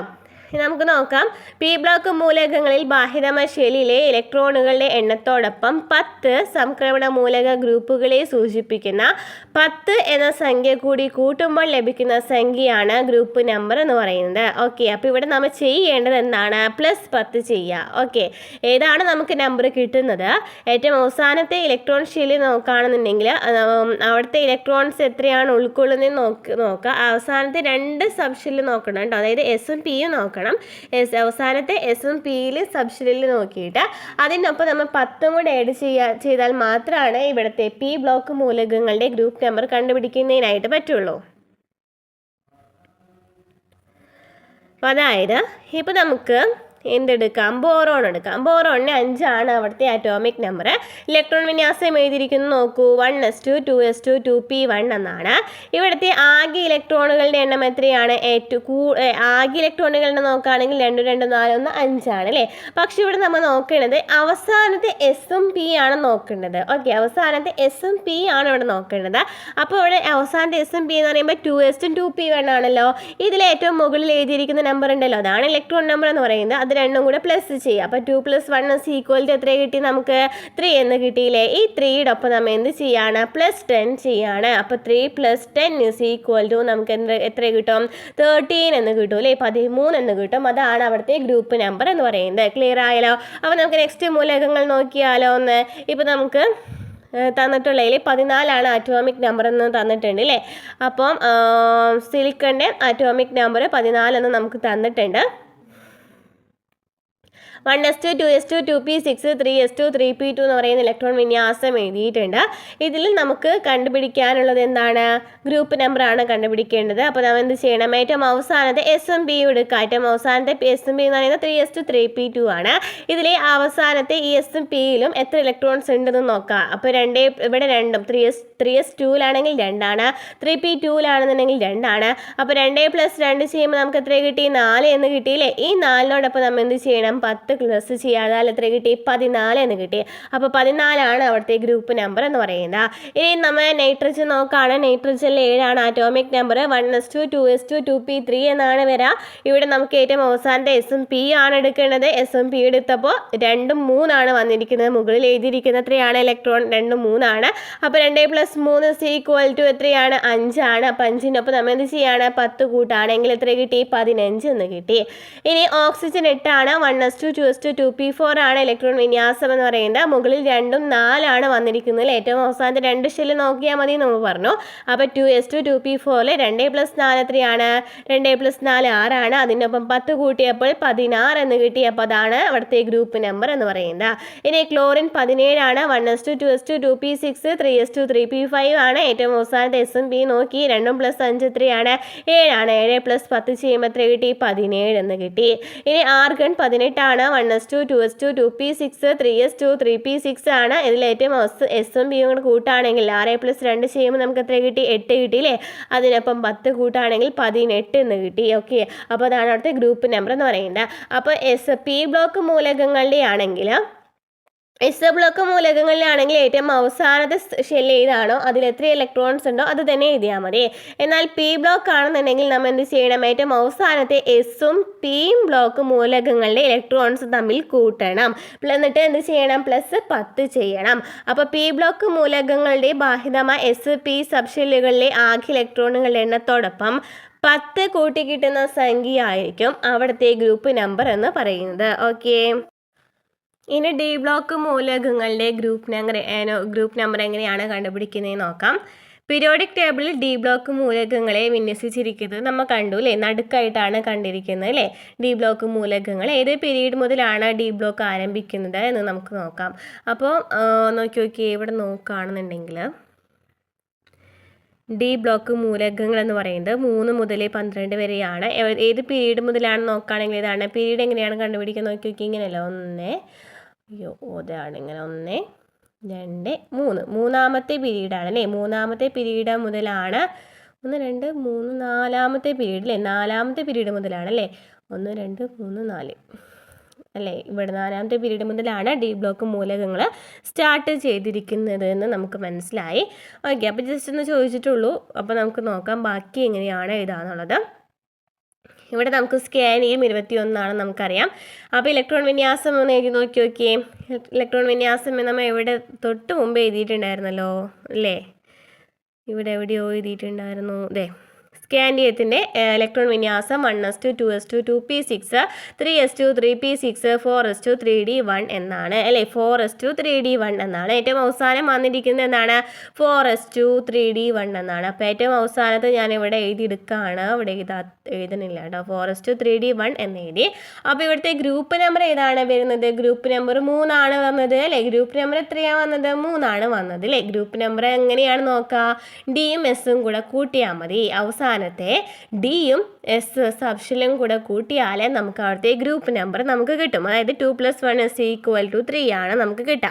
അപ്പോൾ നമ്മൾ നേരത്തെ പി ബ്ലോക്ക് മൂലകങ്ങളിൽ പറഞ്ഞത് എന്താണ്? ലാസ്റ്റത്തെ എസും പിയിലെ ഇലക്ട്രോൺസ് തമ്മിൽ കൂട്ടിയാൽ മതി എന്ന് പറഞ്ഞു. ഡി ബ്ലോക്ക് അതിനൊപ്പം 10 കൂടെ ആഡ് ചെയ്യണം അല്ലേ. ഇനി ഡി ബ്ലോക്ക് മൂലകങ്ങളാണെന്നുണ്ടെങ്കിൽ ജസ്റ്റ് കൂട്ടി വെച്ചാൽ മാത്രം മതി. പി ബ്ലോക്കിൽ മാത്രമാണ് നമ്മൾ +10 ചെയ്യേണ്ടത്. ഡി ബ്ലോക്ക് മൂലകങ്ങളിൽ ജസ്റ്റ് കൂട്ടിയാൽ മാത്രം മതി. ഇനി നമുക്ക് ക്രോമിയം 24 ആണെന്നുണ്ടെങ്കിൽ എങ്ങനെയാണ് എഴുതാം? ജസ്റ്റ് ഒന്ന് എഴുതി നോക്കൂ കേട്ടോ. അതിൽ ഏറ്റവും അവസാനം വരുന്ന നമ്പർ ഇലക്ട്രോൺ വിന്യാസം എഴുതണോ? അറിയില്ലേ? എത്രയാണ്? 1s2 2s2 2p6 3s2 3p6 4s1 3d5. 8ൽ ഏറ്റവും അവസാനം വരുന്ന ഡിയും എന്ത് നോക്കാനാണ് പറഞ്ഞിരിക്കുന്നത്? നമ്മൾ ഡിയും എന്താ നോക്കേണ്ടത്? എസ് ആണ് നോക്കേണ്ടത് അല്ലേ. ഡിയും എസ് ആണ് നോക്കേണ്ടത്. അപ്പോൾ ഡിയും എസ് നോക്കി, ഡി എസ് നോക്കിയപ്പോൾ 1ഉം 5 ആണ് വന്നിരിക്കുന്നത്. അപ്പോൾ 1 + 5 = നമുക്ക് എന്ത് എഴുതി? 6 എന്ന് എഴുതാം. അതാണ് അവിടുത്തെ ഗ്രൂപ്പ് നമ്പർ എന്ന് പറയുന്നത്. ഇനി നമുക്ക് അയേൺ നോക്കാം. അയേൺ നോക്കുകയാണെന്നുണ്ടെങ്കിൽ എങ്ങനെയാണ് നമ്മൾ എഴുതാം? അയേൺ എന്ന് പറയുന്നത് നമുക്കറിയാം മില്ലി നമ്പേഴ്സ് ആണ്. ഇത് ഫുൾ എഴുതണം നമുക്ക് പോസിബിൾ അല്ല. നമുക്ക് എഴുതുന്നത് കുഴപ്പമൊന്നുമില്ല. നമുക്ക് പെട്ടെന്ന് എളുപ്പത്തിലായിട്ട് എഴുതാനായിട്ട് പറ്റുന്നത് എങ്ങനെയാണ്? ആർഗൺ ഉണ്ടല്ലോ, ആർഗണ് നമുക്ക് ഫ്രണ്ടിലിട്ട് കൊടുക്കാം. ആർഗണിൻ്റെ അറ്റോമിക് നമ്പർ എന്ന് പറയുന്നത് 18 ആണ്. ആർഗണിൻ്റെ അറ്റോമിക് നമ്പർ 18 ആണ്. അപ്പോൾ ബാക്കി നമുക്ക് ഫില്ല് ചെയ്താൽ മതി. ഓക്കെ, അപ്പോൾ ഇവിടെ നമുക്ക് 18 എന്ന് നമുക്ക് കിട്ടി. ഓക്കെ, ബാക്കി 2 + 6 ചെയ്യുമ്പോൾ എത്ര കിട്ടി? 18 + 2 എത്രയാണ്? 20 കിട്ടിയില്ലേ. 20 + 6 എത്രയാണ്? 26 ആണ്. അപ്പോൾ നമുക്ക് ആർഗൺ ജസ്റ്റ് ഇട്ട് കൊടുത്താൽ മതി കേട്ടോ. നമുക്ക് ഇത്രയും വലിയ നമ്പേഴ്സൊക്കെ വരാണെന്നുണ്ടെങ്കിൽ എഴുതാൻ കുറച്ച് ബുദ്ധിമുട്ടായിരിക്കാം. അപ്പോൾ അങ്ങനെയാണെന്നുണ്ടെങ്കിൽ ആർഗൺ എന്നിട്ട് ഇട്ട് കൊടുത്തിട്ട് 4s2 3d6 നമുക്ക് ഏറ്റവും അവസാനത്തെ 2 ഷെല്ല് മാത്രം മതി അല്ലേ. അപ്പോൾ എസിലും ഡിയിലും എത്രയാണ്? 2ഉം 6 ആണ് കിട്ടിയിരിക്കുന്നത്. 2 + 6 ചെയ്യുമ്പോൾ നമുക്ക് എത്ര കിട്ടി? 2 + 6 ചെയ്യുമ്പോൾ 8 കിട്ടി. അപ്പോൾ അതാണ് അവിടുത്തെ ഗ്രൂപ്പ് നമ്പർ എന്ന് പറയുന്നത്. ഇനി നമുക്ക് എത്രയാണ്? കോപ്പറിനെ തന്നിട്ടുണ്ടല്ലോ, CU എന്ന് പറയുമ്പോൾ എത്രയാണ് നമുക്ക് നമ്പർ തന്നിരിക്കുന്നത്? ആറ്റോമിക് നമ്പർ 29 ആണ് എങ്കിൽ നമുക്ക് എന്ത് ചെയ്താം? ആർഗൺ എഴുതിയിട്ട് നമുക്ക് വേണമെന്നുണ്ടെങ്കിൽ ഫുള്ളായിട്ടും എഴുതാം കേട്ടോ. എങ്ങനെയാണ് ആർഗണിൻ്റെ 18 ആണെന്നുണ്ടെങ്കിൽ എങ്ങനെ എഴുതാം? 1s2 2s2 2p6 3s2 3p6 എന്ന് എഴുതാം അല്ലേ. ഇതാണ് ആർഗണിൻ്റെ ഇലക്ട്രോൺ വിന്യാസം എന്ന് പറയുന്നത്. അതിനൊപ്പം നമുക്ക് 4s1 ഓക്കെ 4s1 3d10 എന്ന് എഴുതാം. 4s1 3d10 കേട്ടോ. 4s1ഉം 3d10 എഴുതി നമുക്ക് ഏറ്റവും അവസാനത്തെ 2 ഷെല്ല് നോക്കിയാൽ മതി. എസും ഡിയും നോക്കിയാൽ മതി. 1 + 10 ചെയ്യുമ്പോൾ നമുക്ക് എത്ര കിട്ടി? 11 എന്ന് കിട്ടിയില്ലേ. അപ്പോൾ 11 ആണ് അവിടുത്തെ ഗ്രൂപ്പ് നമ്പർ എന്ന് പറയുന്നത്. ഇനി സിങ്ക് 30 ആണ്. സിങ്ക് 30ലെ ആർഗൺ നമുക്ക് എഴുതാം. ഓക്കെ, ആർഗൺ എഴുതാം. ആർഗൺ എഴുതിയിട്ട് നമുക്ക് ബാക്കി ചെയ്യാം. അപ്പോൾ ആർഗൺ എഴുതിയിട്ട് 4s2 3d10 ആണ് വരിക കേട്ടോ. 4s2 3d10 ആണ് വരിക. അപ്പോൾ ഇതിലേറ്റവും എസിലും ഡിയിലും നോക്കാം എത്രയാണ് ഇലക്ട്രോൺസ്? 2 + 10 എത്രയാണ്? 12 ആണ് കിട്ടിയിരിക്കുന്നത് അല്ലേ. അപ്പോൾ ഈ 12 ആണ് അവിടുത്തെ ഗ്രൂപ്പ് നമ്പർ എന്ന് പറയുന്നത്. അപ്പോൾ നമുക്കിവിടെ എന്താ മനസ്സിലായത്? ഡി ബ്ലോക്ക് മൂലകങ്ങളുടെ ബാഹ്യതമ എസ് സബ്ഷെല്ലിലെ ഇലക്ട്രോണുകളുടെ എണ്ണവും തൊട്ട് മുമ്പുള്ള ഡി സബ്ഷെല്ലിലെ ഇലക്ട്രോണുകളുടെ എണ്ണവും തമ്മിൽ കൂട്ടിക്കിട്ടുന്ന സംഖ്യയായിരിക്കും അവിടുത്തെ ഗ്രൂപ്പ് നമ്പർ എന്ന് പറയുന്നത്. ഡി + എസ് ആണ് ഇവിടുത്തെ ഗ്രൂപ്പ് നമ്പർ എന്ന് പറയുന്നത്. ഇലക്ട്രോൺസിൻ്റെ നമ്പർ നോക്കിയിട്ടാ. ഇനി നമുക്ക് എസ് ബ്ലോക്ക് മൂലകങ്ങളെ മാത്രം നോക്കുകയാണെങ്കിൽ ഏറ്റവും അവസാന ഷെല്ലിൽ എസ്സിൽ എത്രയാണോ വന്നിരിക്കുന്ന ഇലക്ട്രോൺ അതാണ് അവിടുത്തെ ഗ്രൂപ്പ് നമ്പർ. പി ബ്ലോക്ക് ആണെന്നുണ്ടെങ്കിൽ എസ്സിലും പിയിലും നോക്കുക എല്ലയിൽ ഇലക്ട്രോൺസിൻ്റെ എണ്ണത്തോടൊപ്പം നമുക്ക് എന്ത് കൂട്ടണം? 10 കൂടെ കൂട്ടണം. ഡി ആണെന്നുണ്ടെങ്കിലോ എസ് + ഡി എന്ന് മാത്രം ചെയ്യുകയാണെന്നുണ്ടെങ്കിൽ നമുക്ക് എന്ത് കിട്ടി? ഇലക്ട്രോൺ ഗ്രൂപ്പ് നമ്പർ കണ്ടുപിടിക്കാനായിട്ട് പറ്റും. ക്ലിയർ ആയെന്ന് വിചാരിക്കുന്നു. നെക്സ്റ്റ് പീരിയോഡിക് ടേബിളിലെ ക്രമാവർത്തന പ്രവണത. അയോണീകരണ എൻതാൽപ്പി, അതായത് അയോണീകരണ ഊർജ്ജത്തെക്കുറിച്ച് നമ്മൾ പഠിച്ചിട്ടുള്ള കാര്യമാണ്.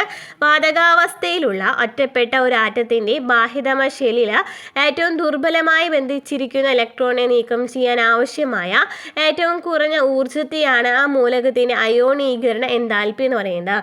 വാതകാവസ്ഥയിൽ ഒറ്റപ്പെട്ട ഒരു ആറ്റത്തിൻ്റെ ബാഹ്യതമ ഷെല്ലിൽ ഏറ്റവും ദുർബലമായി ബന്ധിച്ചിരിക്കുന്ന ഇലക്ട്രോണിനെ നീക്കം ചെയ്യുന്നതിന് വേണ്ടിയിട്ടുള്ള ഏറ്റവും കുറഞ്ഞ ഊർജ്ജത്തെയാണ് അയോണീകരണ എൻതാൽപ്പി എന്ന് പറയുന്നത്.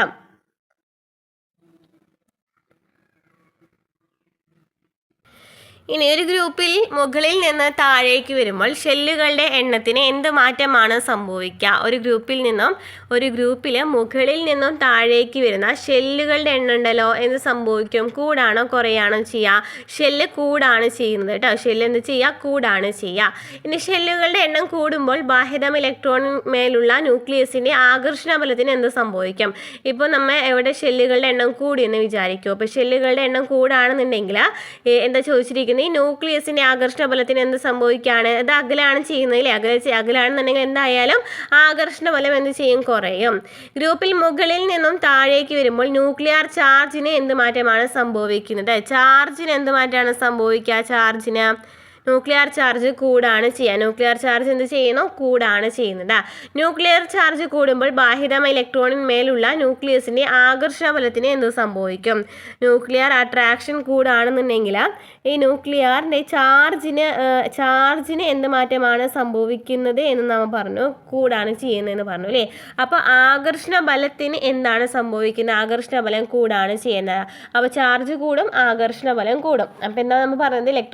ഗ്രൂപ്പിൽ നിന്നും താഴോട്ട് വരികയാണെന്നുണ്ടെങ്കിൽ ഇലക്ട്രോൺസിൻ്റെ എണ്ണം കൂടും, ആകർഷണ ബലം കുറയും. പക്ഷെ എന്താണ്? അവിടുത്തെ ന്യൂക്ലിയർ ചാർജ് കൂടും. ന്യൂക്ലിയർ ചാർജ് കൂടുമ്പോൾ എന്ത് സംഭവിക്കും? ആകർഷണ ബലവും കൂടുന്നു. അപ്പോൾ ഒരു ഗ്രൂപ്പിൽ മുകളിൽ നിന്ന് താഴേക്ക് വരും തോറും ന്യൂക്ലിയർ ചാർജ് വർദ്ധിക്കുന്നുണ്ടെങ്കിലും അതിൻ്റെ സ്വാധീനത്തെ മറികടക്കുന്ന വിധത്തിൽ ഷെല്ലുകളുടെ എണ്ണവും കൂടുന്നു.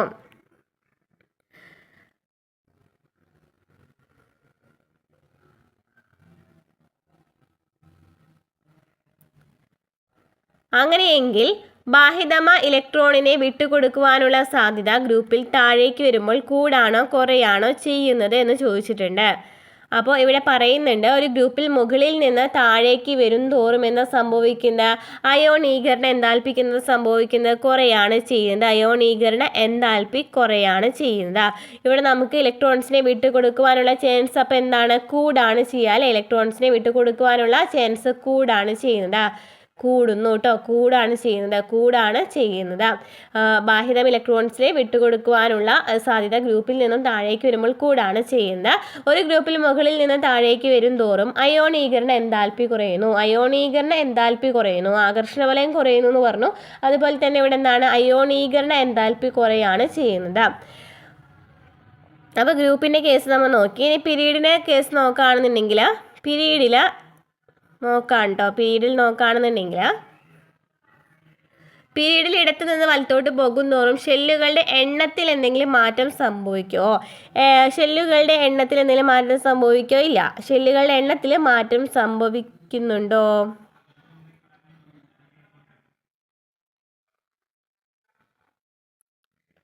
ന്യൂക്ലിയർ ചാർജ് കൂടുന്നുണ്ടോ? ന്യൂക്ലിയർ ചാർജ് കൂടും. ഒരു പീരീഡിൽ ഇടത്തു നിന്ന് വലത്തോട്ട് പോകുന്തോറും ന്യൂക്ലിയർ ചാർജ് കൂടുന്നുണ്ടെങ്കിലും ഷെല്ലുകളുടെ എണ്ണത്തിൽ മാറ്റം വരുന്നില്ല. ഷെല്ലുകളുടെ എണ്ണത്തിലൊന്നും മാറ്റം വരുന്നില്ല പീരീഡിൽ ഇടത്തു നിന്ന് വലത്തോട്ട് പോകുമ്പോൾ. പക്ഷെ അവിടെ എന്താണ് സംഭവിക്കുന്നത്? ന്യൂക്ലിയർ ചാർജ് കൂടുന്നുണ്ട്. എങ്കിൽ ബാഹ്യതം ഇലക്ട്രോണിന്മേലുള്ള ന്യൂക്ലിയസിൻ്റെ ആകർഷണ ബലത്തിന് എന്ത് മാറ്റമാണ് സംഭവിക്കാം? ആകർഷണ ബലം എന്താണ് സംഭവിക്കുക? കൂടാണ് ചെയ്യുന്നത്.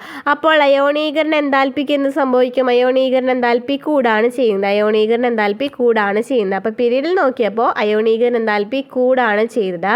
എന്നാൽ ഗ്രൂപ്പിൽ നോക്കിയപ്പോൾ അയോണീകരണ എൻതാൽപ്പി കുറയാണ് ചെയ്തത് എന്ന് പഠിച്ചു വെച്ചിരിക്കുക. ഒരു പീരീഡിൽ ഇടത്തു നിന്ന് വലത്തോട്ട് പോകുന്നോറും ഷെല്ലുകളുടെ എണ്ണത്തിൽ മാറ്റം ഉണ്ടാകില്ല. എന്നാൽ ന്യൂക്ലിയർ ചാർജ് ക്രമേണ കൂടും.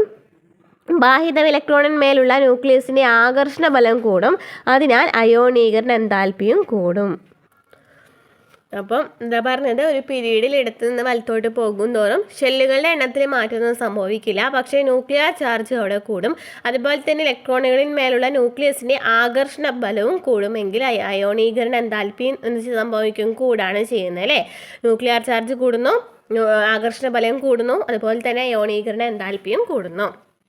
അപ്പോൾ അയോണീകരണ എൻതാൽപ്പി പൊതുവെ കുറഞ്ഞ മൂലകങ്ങളുടെ സ്ഥാനം എവിടെയായിരിക്കും? ഇടതുവശത്തായിട്ടായിരിക്കും അല്ലേ? ഇവിടെ നമുക്കറിയാം ഇടത്തു നിന്ന് വലത്തോട്ട് പോകുമ്പോഴാണ് ഇവിടെ അയോണീകരണ എൻതാൽപ്പി കൂടുന്നത്. അപ്പോൾ ഈ ഒരു സൈഡിലായിരിക്കണമല്ലോ അല്ലേ? പീരിയോഡിക് ടേബിളിൽ ഈ ഒരു സൈഡിലായിരിക്കാം അയോണീകരണ എൻതാൽപ്പി കുറവുണ്ടായിരിക്കുക. സീസിയം, ഫ്രാൻസിയം എന്നിവയാണ് ഏറ്റവും കുറഞ്ഞ അയോണീകരണ എൻതാൽപ്പിയുള്ള മൂലകങ്ങൾ. ഏതൊക്കെയാണ്? സീസിയവും ഫ്രാൻസിയവുമാണ്. അയോണീകരണ എന്താൽപി പൊതുവെ കൂടിയ മൂലകങ്ങൾ ഏത് ഭാഗത്തായിരിക്കും കാണപ്പെടുക? വലതുവശത്തായിരിക്കും കാണപ്പെടുക അല്ലേ? വലതുവശത്തായിട്ടായിരിക്കും കാണപ്പെടുന്നത്. NS1, NS2 എന്നീ വാഹിതമ ഷെൽ ഇലക്ട്രോൺ വിന്യാസമുള്ള മൂലകങ്ങളെ എസ് ബ്ലോക്ക് മൂലകങ്ങളായിട്ട് പരിഗണിക്കുകയാണ് അല്ലേ? നമുക്കറിയാം എസ് ബ്ലോക്ക് മൂലകങ്ങളാണെന്ന് അറിയാം അല്ലേ? ഒന്നാം ഗ്രൂപ്പ് മൂലകങ്ങളുടേത് NS1ഉം രണ്ടാം ഗ്രൂപ്പ് മൂലകങ്ങളുടേത് NS2 ആണ്. അതായത് നമുക്ക് NS1 NS2 എന്ന് വെച്ചാൽ എന്താണ് അവിടെ അർത്ഥം വരുന്നത്? ഇതെന്ന് പറയുന്നത് എസ് ബ്ലോക്ക് മൂലകമാണ്. ഇവിടുത്തെ ഇലക്ട്രോൺ വിന്യാസം എഴുതിയപ്പോൾ എസ് ബ്ലോക്ക് മൂലകമാണെന്ന് മനസ്സിലായില്ലേ? NS1 വേറെയാണ്, NS2 വേറെയാണ്. എസ് ആണ്, രണ്ടിലും എസ് ആണ്. എസ് ബ്ലോക്ക് മൂലകങ്ങളാണെന്ന് മനസ്സിലായി. ഇനി മോളിൽ 1 വന്നിട്ടുണ്ട്. മോളിൽ 1 വെച്ചാൽ എന്താണ്? ഏതാണ് ഗ്രൂപ്പ് നമ്പർ എന്നാണ് നോക്കുന്നത്. അതായത് NS1 എന്ന് പറയുന്നത് ഒന്നാമത്തെ ഗ്രൂപ്പ് നമ്പറാണ്. NS2 ആണെങ്കിൽ അത് രണ്ടാമത്തെ ഗ്രൂപ്പ് നമ്പറാണ്. എങ്കിൽ ഹൈഡ്രജനവും ഹീലിയവും എത്രയാണ്? ഈ എസ് ബ്ലോക്ക് മൂലകങ്ങളാണ് അല്ലേ? അപ്പോൾ നമുക്ക് എന്നിട്ട് അവിടെ 1 ഇട്ട് കൊടുത്തു എന്ന് വിചാരിക്കൂ. 1s1 ഇട്ട് കൊടുക്കുകയാണെന്നുണ്ടെങ്കിൽ അത് ഏതാണ്? ഹൈഡ്രജൻ ആണല്ലേ? ഒരു ഇലക്ട്രോൺ ഉള്ളത് ഏതാണ്? ഹൈഡ്രജൻ ആണ്. അപ്പോൾ നമുക്കത് ഹൈഡ്രജൻ ആണ് മൂലകം എന്ന് മനസ്സിലായി. ഇനി ഹീലിയം ആണെങ്കിൽ എന്താണ്? N എന്നുള്ളിടത്ത് 1 ഇട്ട് കൊടുത്തു. 1s2 ആണ്. അപ്പോൾ 1s2 ആണെന്നുണ്ടെങ്കിൽ ഹീലിയം ആണ്. 2 ഇലക്ട്രോൺസ് ആണുള്ളത്. അപ്പോൾ നമുക്ക് മനസ്സിലായി രണ്ടാമത്തെ ഗ്രൂപ്പിലാണ് കാണപ്പെടുന്നതെന്നും മനസ്സിലായി. അതേതാണ്? ഹീലിയം ആണ് എന്നും മനസ്സിലായി. അതാണ് ഇവിടെ പറയുന്ന ഹൈഡ്രജൻ ഒന്നാം ഗ്രൂപ്പ് മൂലകങ്ങളുടേത് NS1ഉം രണ്ടാം ഗ്രൂപ്പ് മൂലകങ്ങളുടേത് NS2 ആണ്. ഹൈഡ്രജൻ 1s1, ഹീലിയം 1s2 എന്നിവ എസ് ബ്ലോക്ക് മൂലകങ്ങളാണ്. ഓക്കെ, ഇനി എസ് ബ്ലോക്ക് മൂലകങ്ങളുടെ പ്രത്യേകതകൾ നോക്കാം. ആൽക്കലി ലോഹങ്ങളും ആൽക്കലൈൻ എർത്ത് ലോഹങ്ങളും എസ് ബ്ലോക്ക് മൂലകങ്ങളിൽ വരുന്നവയാണ്. ആൽക്കലി ലോഹങ്ങളും ആൽക്കലൈൻ എർത്ത് ലോഹങ്ങളും. ഇവയിൽ രാസപ്രവർത്തനത്തിൽ പങ്കെടുക്കുന്ന ഇലക്ട്രോൺ ഏത് സബ്ഷെല്ലിലുള്ളതായിരിക്കാം? എസ് ബ്ലോക്ക് മൂലകങ്ങളിൽ ഏറ്റവും അവസാനത്തെ ഷെല്ലിലുള്ളതായിരിക്കും അല്ലേ? ഏറ്റവും അവസാനത്തെ ഷെല്ല് എന്ന് പറയുന്നത് എന്തായാലും നമുക്കറിയാം ഇലക്ട്രോൺ രാസപ്രവർത്തനത്തിൽ നടക്കുന്ന ഇലക്ട്രോൺ ഏത് സബ്ഷെല്ലിലാണെന്നാണ് ചോദിച്ചിരിക്കുന്നത്. ഏറ്റവും അവസാനത്തെ ഷെല്ല് എന്ന് പറയുന്നത് ഇതാണ്, എസ് ആണ് അല്ലേ? അപ്പോൾ എസ് ആണ് എന്ന് മനസ്സിലായി. അപ്പോൾ രാസപ്രവർത്തനത്തിൽ പങ്കെടുക്കുന്ന ഇലക്ട്രോൺ എന്ന് പറയുന്നത് എസ് സബ്ഷെല്ലിലുള്ളതാണ് എന്ന് നമുക്ക് മനസ്സിലായി കേട്ടോ. ഇനി എന്താണ് നെക്സ്റ്റ് ക്വസ്റ്റ്യൻ? എസ് ബ്ലോക്ക് മൂലകങ്ങൾ രാസപ്രവർത്തനത്തിൽ ഏർപ്പെടുമ്പോൾ ബാഹ്യതമ എസ് ഇലക്ട്രോണുകളെ വിട്ടുകൊടുക്കുകയാണോ സ്വീകരിക്കുകയാണോ ചെയ്യുന്നത്? വിട്ടുകൊടുക്കുകയാണ് സാധാരണ ചെയ്യാറ്. കാരണം എന്താണ്? എസ് എന്ന് പറയുമ്പോൾ 1s2 2s2 അല്ലേ? 2 ഇലക്ട്രോൺസ് മാത്രമാണ് അവിടെ ഉൾക്കൊള്ളുന്നതിൽ. അപ്പോൾ നമുക്ക് സാധാരണ നമുക്കറിയാം സ്ഥിരത കൈവരിക്കണമെന്നുണ്ടെങ്കിൽ എത്രയാണ്? 8 ഇലക്ട്രോൺസ് ടോട്ടലി വേണം. നമുക്ക് 6 ഇലക്ട്രോൺസിനെ ഇങ്ങോട്ട് സ്വീകരിക്കുന്നതിനേക്കാളും നല്ലത് അപ്പോഴാണ് 8 ആവുക അല്ലേ? അപ്പോൾ ഈ 6 ഇലക്ട്രോൺസിനെ ഇങ്ങോട്ട് സ്വീകരിക്കുന്നതിനേക്കാളും നല്ലത് 2 ഇലക്ട്രോൺസ് വിട്ടുകൊടുക്കുന്നതാണ്. അതിനാൽ തന്നെ എസ് ഇലക്ട്രോണുകൾ വിട്ടുകൊടുക്കുകയാണ് ചെയ്യുന്നത്. ചുവടെ നൽകിയിരിക്കുന്ന സംയുക്തങ്ങളിൽ എസ് ബ്ലോക്ക് മൂലകങ്ങളുടെ ഓക്സീകരണ അവസ്ഥ കണ്ടുപിടിക്കാൻ പറഞ്ഞിട്ടുണ്ട്. അത് നമ്മൾ എങ്ങനെയാണ് കണ്ടുപിടിക്കുക? NaCl സോഡിയം ക്ലോറൈഡ് തന്നിട്ടുണ്ട് അല്ലേ? ഈ സോഡിയം ക്ലോറൈഡിൽ എസ് ബ്ലോക്ക് മൂലകം എന്ന് പറയുന്നത് ഇതാണ്. സോഡിയത്തിൽ നോക്കുകയാണെന്നുണ്ടെങ്കിൽ ഓക്സീകരണ അവസ്ഥ എന്ന് പറയുന്നത് എത്രയായിരിക്കും? +1 ആയിരിക്കും. +1 ആയിരിക്കും. ഇനി MgO ആണെങ്കിൽ മെഗ്നീഷ്യം ഓക്സൈഡ് ആണെന്നുണ്ടെങ്കിൽ എസ് ബ്ലോക്ക് മൂലകമായിട്ടുള്ള ഈ മെഗ്നീഷ്യത്തിൻ്റെ ഓക്സീകരണ അവസ്ഥ എന്ന് പറയുന്നത് എത്രയാണ്? +2 ആണ്. അതായത് ഒന്നാം ഗ്രൂപ്പിലും രണ്ടാം ഗ്രൂപ്പിലുമുള്ള മൂലകങ്ങൾ യഥാക്രമം +1 +2 ഓക്സീകരണ അവസ്ഥകൾ പ്രകടിപ്പിക്കുന്നുണ്ട് എന്ന് മനസ്സിലാക്കുക. ഒന്നാം ഗ്രൂപ്പിലും രണ്ടാം ഗ്രൂപ്പിലുള്ള മൂലകങ്ങളെ നോക്കുകയാണെന്നുണ്ടെങ്കിൽ അവ +1 +2 എന്ന് പറയുന്ന ഓക്സീകരണ അവസ്ഥയാണ് പ്രകടിപ്പിക്കുന്നത്. ഒന്നാം ഗ്രൂപ്പിലാണെങ്കിൽ +1 ആണ് ഓക്സീകരണ അവസ്ഥ, രണ്ടാം ഗ്രൂപ്പിലാണെന്നുണ്ടെങ്കിലോ +2 ആണ് അവിടുത്തെ ഓക്സീകരണ അവസ്ഥ എന്ന് പറയുന്നത്. ഇനി നമുക്ക് റേഡിയത്തെ കുറിച്ച് പറയുന്നുണ്ട്, എന്താണെന്ന് നോക്കാം. ആൽക്കലൈൻ എർത്ത് ലോഹങ്ങളിൽ ആറ്റോമിക് മാസ് ഏറ്റവും കൂടുതലുള്ള മൂലകമാണ് റേഡിയം അല്ലേ? ആറ്റോമിക് മാസ് ഏറ്റവും കൂടുതലുള്ളത് ഏതിനാണ്? റേഡിയത്തിനാണ്. 1898 മേരി ക്യൂറിയും ഭർത്താവ് പിയറി ക്യൂറിയുമാണ് ഈ റേഡിയോ ആക്റ്റീവ് മൂലകം കണ്ടുപിടിച്ചത്. റേഡിയം പ്രകൃതിയിൽ സ്വതന്ത്രമായി കാണപ്പെടുന്നില്ല. കാരണം എന്താണ്? ഭാരം കൂടുതലാണ് അല്ലേ? യുറേനിയം ധാതുക്കളിലാണ് കൂടുതലായിട്ട് ഈ റേഡിയം കാണപ്പെടുന്നത്. റേഡിയത്തിൻ്റെ ഏറ്റവും സ്ഥിരതയുള്ള ഐസോടോപ്പ് എന്ന് പറയുന്നത് എത്രയാണ്? 226 ആണ്. റേഡിയം പുറപ്പെടുവിക്കുന്ന ആൽഫ വികിരണം സിങ്ക് സൾഫൈഡിൽ തിളക്കം നൽകുന്നുണ്ട്. അതായത് റേഡിയം പുറപ്പെടുവിക്കുന്ന ഈ ആൽഫ വികിരണം എന്ന് പറയുന്നത് സിങ്ക് സൾഫൈഡിൽ നോക്കുകയാണെങ്കിൽ തിളക്കം നൽകുന്നതിനാൽ വാച്ച്, ക്ലോക്ക് മുതലായവയിൽ സ്വയം പ്രകാശിക്കുന്ന പെയിൻ്റ് ആയിട്ട് ഈ ലോഹത്തെ ഉപയോഗിക്കുന്നുണ്ട്. അപ്പോൾ റേഡിയം കൂടി സിങ്ക് സൾഫൈഡിൽ ഉപയോഗിക്കുകയാണെന്നുണ്ടെങ്കിൽ എന്താണ്? തിളങ്ങുമെന്നാണ് പറയുന്നത്. അതിനാൽ തന്നെ വാച്ച്, ക്ലോക്ക് എന്ന് പറയുന്നതിലൊക്കെ ഒരു പെയിൻറ് പോലെ അല്ലേ ഈ ലോഹം ഉപയോഗിക്കുന്നുണ്ട്. ആദ്യകാലങ്ങളിൽ റേഡിയം ഐസോട്ടോപ്പുകൾ ക്യാൻസർ സംബന്ധമായ ചികിത്സയ്ക്ക് ഉപയോഗിച്ചിരുന്നു. ആദ്യകാലങ്ങളിൽ റേഡിയം ഐസോട്ടോപ്പുകൾ ക്യാൻസർ സംബന്ധമായ ചികിത്സയ്ക്ക് ഉപയോഗിച്ചിരുന്നു.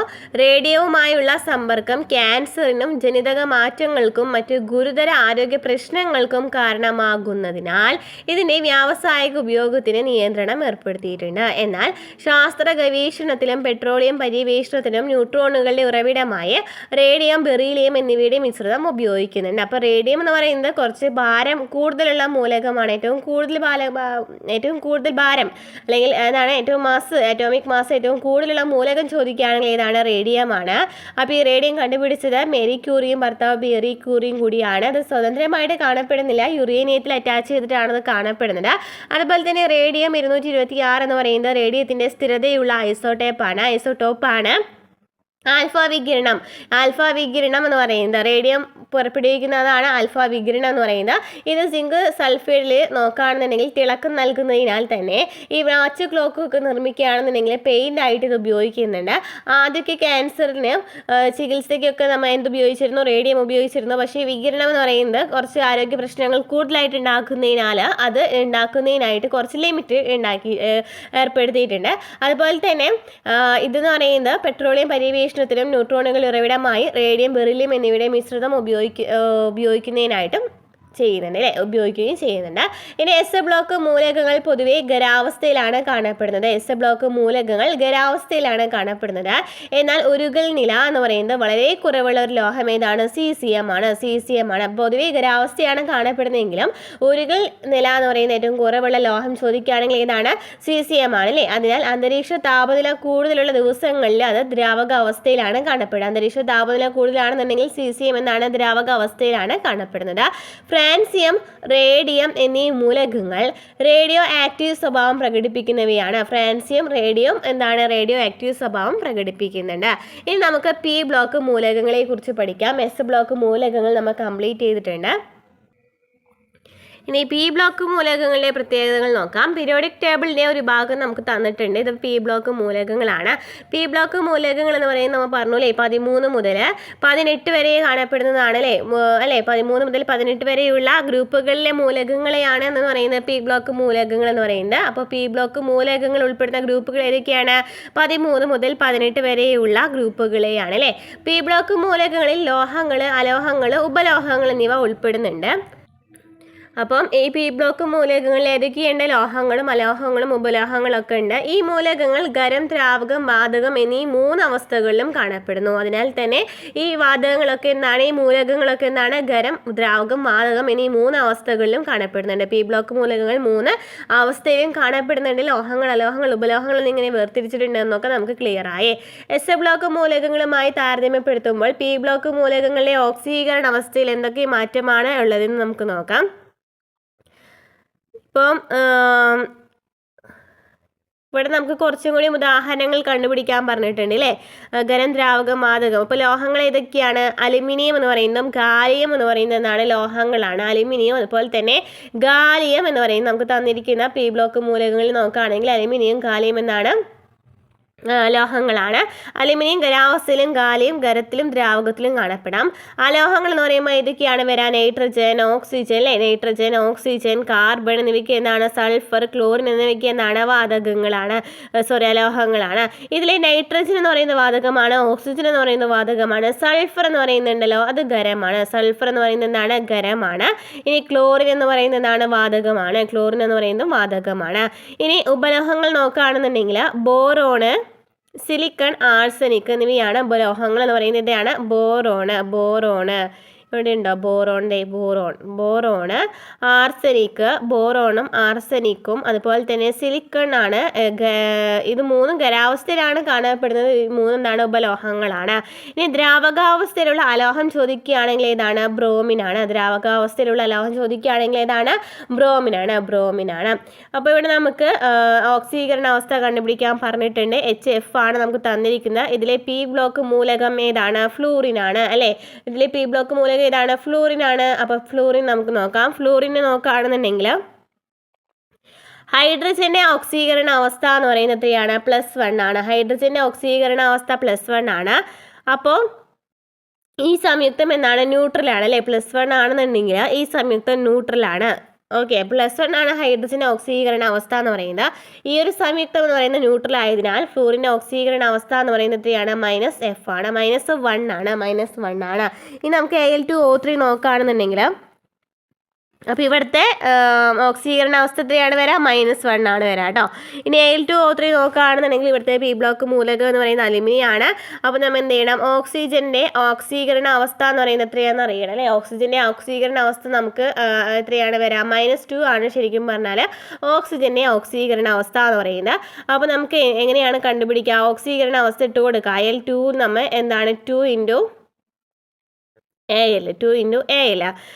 പിന്നെ പ്ലസ് എന്താണ്? ഓക്സിജൻ എന്ന് പറയുമ്പോൾ 3 ആണ് അല്ലേ? 3O2 അല്ലേ? 3O ആണ്. 3 × O എന്ന് പറയുന്നത് നമ്മൾ പറഞ്ഞു ഓക്സിജൻ ആണെങ്കിൽ -2 ആണ് അവിടുത്തെ ഓക്സീകരണ അവസ്ഥ എന്ന് പറയുന്നത്. അപ്പോൾ 3 × -2 = 0 എന്നിട്ട് കൊടുക്കുക. അങ്ങനെയാണ് കണ്ടുപിടിക്കുന്നത് ഓക്സീകരണ അവസ്ഥ.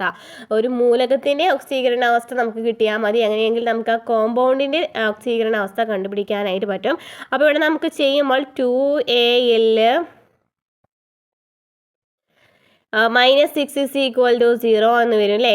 2Al = 6 എന്ന് വരും. എങ്കിൽ Al എന്ന് പറയുമ്പോൾ എത്രയാണ് വരിക? Al എന്ന് പറയുന്നത് 3 എന്ന് വരും അല്ലേ? 6/2 = 3 എന്ന് വന്നല്ലോ. അപ്പോൾ 3 ആണ്, അവിടെ +3 ആണ് ഇവിടുത്തെ ഓക്സീകരണ അവസ്ഥ എന്ന് പറയുന്നത് +3 ആണ്. ഇനി SO2 നോക്കുകയാണെങ്കിലോ? SO2 നോക്കുകയാണെങ്കിൽ എങ്ങനെയാണ് നോക്കുക? അവിടുത്തെ ഓക്സീകരണ അവസ്ഥ, ഓക്സിജൻ ഓക്സീകരണ അവസ്ഥ അറിയാമല്ലോ, -2 ആണ്. ഹൈഡ്രജൻ എത്രയാണ്? -1 ആണ്. ഓക്സിജൻ ആണെന്ന് -2 ആണ്. അപ്പോൾ നമുക്ക് എന്താണ്? സൾഫർ ഡൈ ഓക്സൈഡിൻ്റെയാണ് നോക്കുന്നത് അല്ലേ? അപ്പോൾ നമുക്ക് ഓക്സിജൻ നമുക്കറിയാം S × എന്തിട്ട് കൊടുക്കാം? S + 2 × O എന്ന് പറയുന്നത് 2 ആണ്. 2 × എത്രയാണ്? O എന്ന് പറയുന്നത് നമ്മൾ എത്ര കിട്ടിയ ഓക്സീകരണ അവസ്ഥ? -2 ആണ്. C = 0 എന്നിട്ട് കൊടുത്തു. അപ്പോൾ S -4 C = 0 എന്ന് വന്നു. അതായത് S C = നമുക്ക് +4 എന്ന് കിട്ടി. അപ്പോൾ ഇവിടുത്തെ ഓക്സീകരണ അവസ്ഥ എന്ന് പറയുന്നത് എത്രയാണ്? +4 ആണ്. അതായത് ജസ്റ്റ് വാല്യൂസ് നമ്മൾ ഇട്ട് കൊടുത്തിട്ട് ഓക്ക് പകരം എത്രയാണ് ഓക്സീകരണ അവസ്ഥ എന്ന് വെച്ചിട്ടുണ്ടെങ്കിൽ അതിട്ട് കൊടുക്കുക. ഹൈഡ്രജൻ ഓക്സീകരണ അവസ്ഥ എത്രയാണ്? അതിട്ട് കൊടുക്കുക. എന്നിട്ട് നമ്മൾ സാധാരണ ചെയ്യുന്ന പോലെ ചെയ്യാം കേട്ടോ. അപ്പോൾ ഇവിടെ പി ബ്ലോക്ക് മൂലകങ്ങളിലെ പോസിറ്റീവും നെഗറ്റീവും ഉണ്ടെന്ന് മനസ്സിലായില്ലേ? പി ബ്ലോക്ക് മൂലകങ്ങളിൽ പോസിറ്റീവ് ഓക്സീകരണ അവസ്ഥയും നെഗറ്റീവ് ഓക്സീകരണ അവസ്ഥയും ഉണ്ടെന്ന് മനസ്സിലായി. വളരെ കുറഞ്ഞ ഉരുകൽ നില എന്ന് പറയുന്നത് ഇതാണ്. ഗാലിയത്തിനാണ് 29.7 °C ആണ്. ഇത് അന്തരീക്ഷ താപനില കൂടുതലുള്ള ദിവസങ്ങളിൽ ദ്രാവകാവസ്ഥയിലാണ് കാണപ്പെടുന്നത്. എസ് ബ്ലോക്ക് മൂലകങ്ങളും പി ബ്ലോക്ക് മൂലകങ്ങളും പ്രധാന ഗ്രൂപ്പ് മൂലകങ്ങളാണ്. അപ്പോൾ പ്രധാന ഗ്രൂപ്പ് മൂലകങ്ങൾ ഏതൊക്കെയാണ്? എസ് ബ്ലോക്കും പി ബ്ലോക്കും മൂലകങ്ങളാണ്. ഇനി ഡി ബ്ലോക്ക് മൂലകങ്ങളുടെ പ്രത്യേകതകൾ നോക്കാം. ഡി ബ്ലോക്ക് മൂലകങ്ങൾ സംക്രമണ മൂലകങ്ങൾ എന്നാണ് അറിയപ്പെടുന്നത്. ഡി ബ്ലോക്ക് മൂലകങ്ങളെ സംക്രമണ മൂലകങ്ങൾ എന്നാണ് അറിയപ്പെടുന്നത്. 3 മുതൽ 12 വരെയുള്ള ഗ്രൂപ്പുകളിലാണ് ഇവ കാണപ്പെടുന്നത് അല്ലേ? ഡി ബ്ലോക്ക് മൂലകങ്ങൾ കാണപ്പെടുന്നത് 3 മുതൽ 12 വരെയുള്ള ഗ്രൂപ്പുകളിലാണ്. ബാഹ്യതമ ഷെല്ലിന് തൊട്ടുള്ളിലുള്ള ഷെല്ലിലാണ് ഇലക്ട്രോൺ പൂരണം നടക്കുന്നത്. ബാഹ്യതമ ഷെല്ലിന് തൊട്ട് ഉള്ളിലുള്ള ഷെല്ല് ഏതാണോ അതിലാണ് ഇലക്ട്രോൺ പൂരണം നടക്കുന്നത്. ഡി ബ്ലോക്ക് മൂലകങ്ങളെല്ലാം എന്താണ്? ലോഹങ്ങളാണ്. ഡി ബ്ലോക്ക് മൂലകങ്ങളെല്ലാം ലോഹങ്ങളാണ്. ബാഹ്യതമ ഷെല്ലിന് തൊട്ടുള്ളിലുള്ള ഷെല്ലിലാണ് ഇലക്ട്രോൺ പൂരണം നടക്കുന്നുണ്ടായിരിക്കുക. അപ്പോൾ നമുക്ക് നോക്കാം. ഒരേ ഗ്രൂപ്പിലുള്ള മൂലകങ്ങൾ ഗുണങ്ങളിൽ സാദൃശ്യം കാണിക്കുന്നുണ്ടെന്ന് നിങ്ങൾ പഠിച്ചിട്ടുണ്ടല്ലോ. ഡി ബ്ലോക്ക് മൂലകങ്ങളും അതാത് ഗ്രൂപ്പുകളിൽ ഗുണങ്ങളിൽ സാദൃശ്യം കാണിക്കുന്നുണ്ട്. ഇവിടെ നമുക്ക് വിന്യാസം നോക്കുകയാണെന്നുണ്ടെങ്കിൽ ഇലക്ട്രോൺ വിന്യാസം നോക്കുകയാണെന്നുണ്ടെങ്കിൽ സ്കാനിയം ആണെങ്കിൽ 3D14S2 ആണ്. അതുപോലെ തന്നെ നാലാമത്തെ ഗ്രൂപ്പ് നമ്പർ എന്താണ്? ടൈറ്റാനിയത്തിനാണ് അല്ലേ? അങ്ങനെയാണെന്നുണ്ടെങ്കിൽ 3D24S2 ആണ്. 5 ആണെങ്കിൽ 3D34S2 ആണ്. ഇങ്ങനെ നമുക്ക് എഴുതിയിട്ടുണ്ട് അല്ലേ? 3D1 മുതൽ 3D10 വരെ എഴുതിയിട്ടുണ്ട് അല്ലേ? ഇതിൽ ബാഹ്യതമ സബ് ഷെല്ലിലെ ഇലക്ട്രോൺ വിന്യാസം എത്രയാണ്?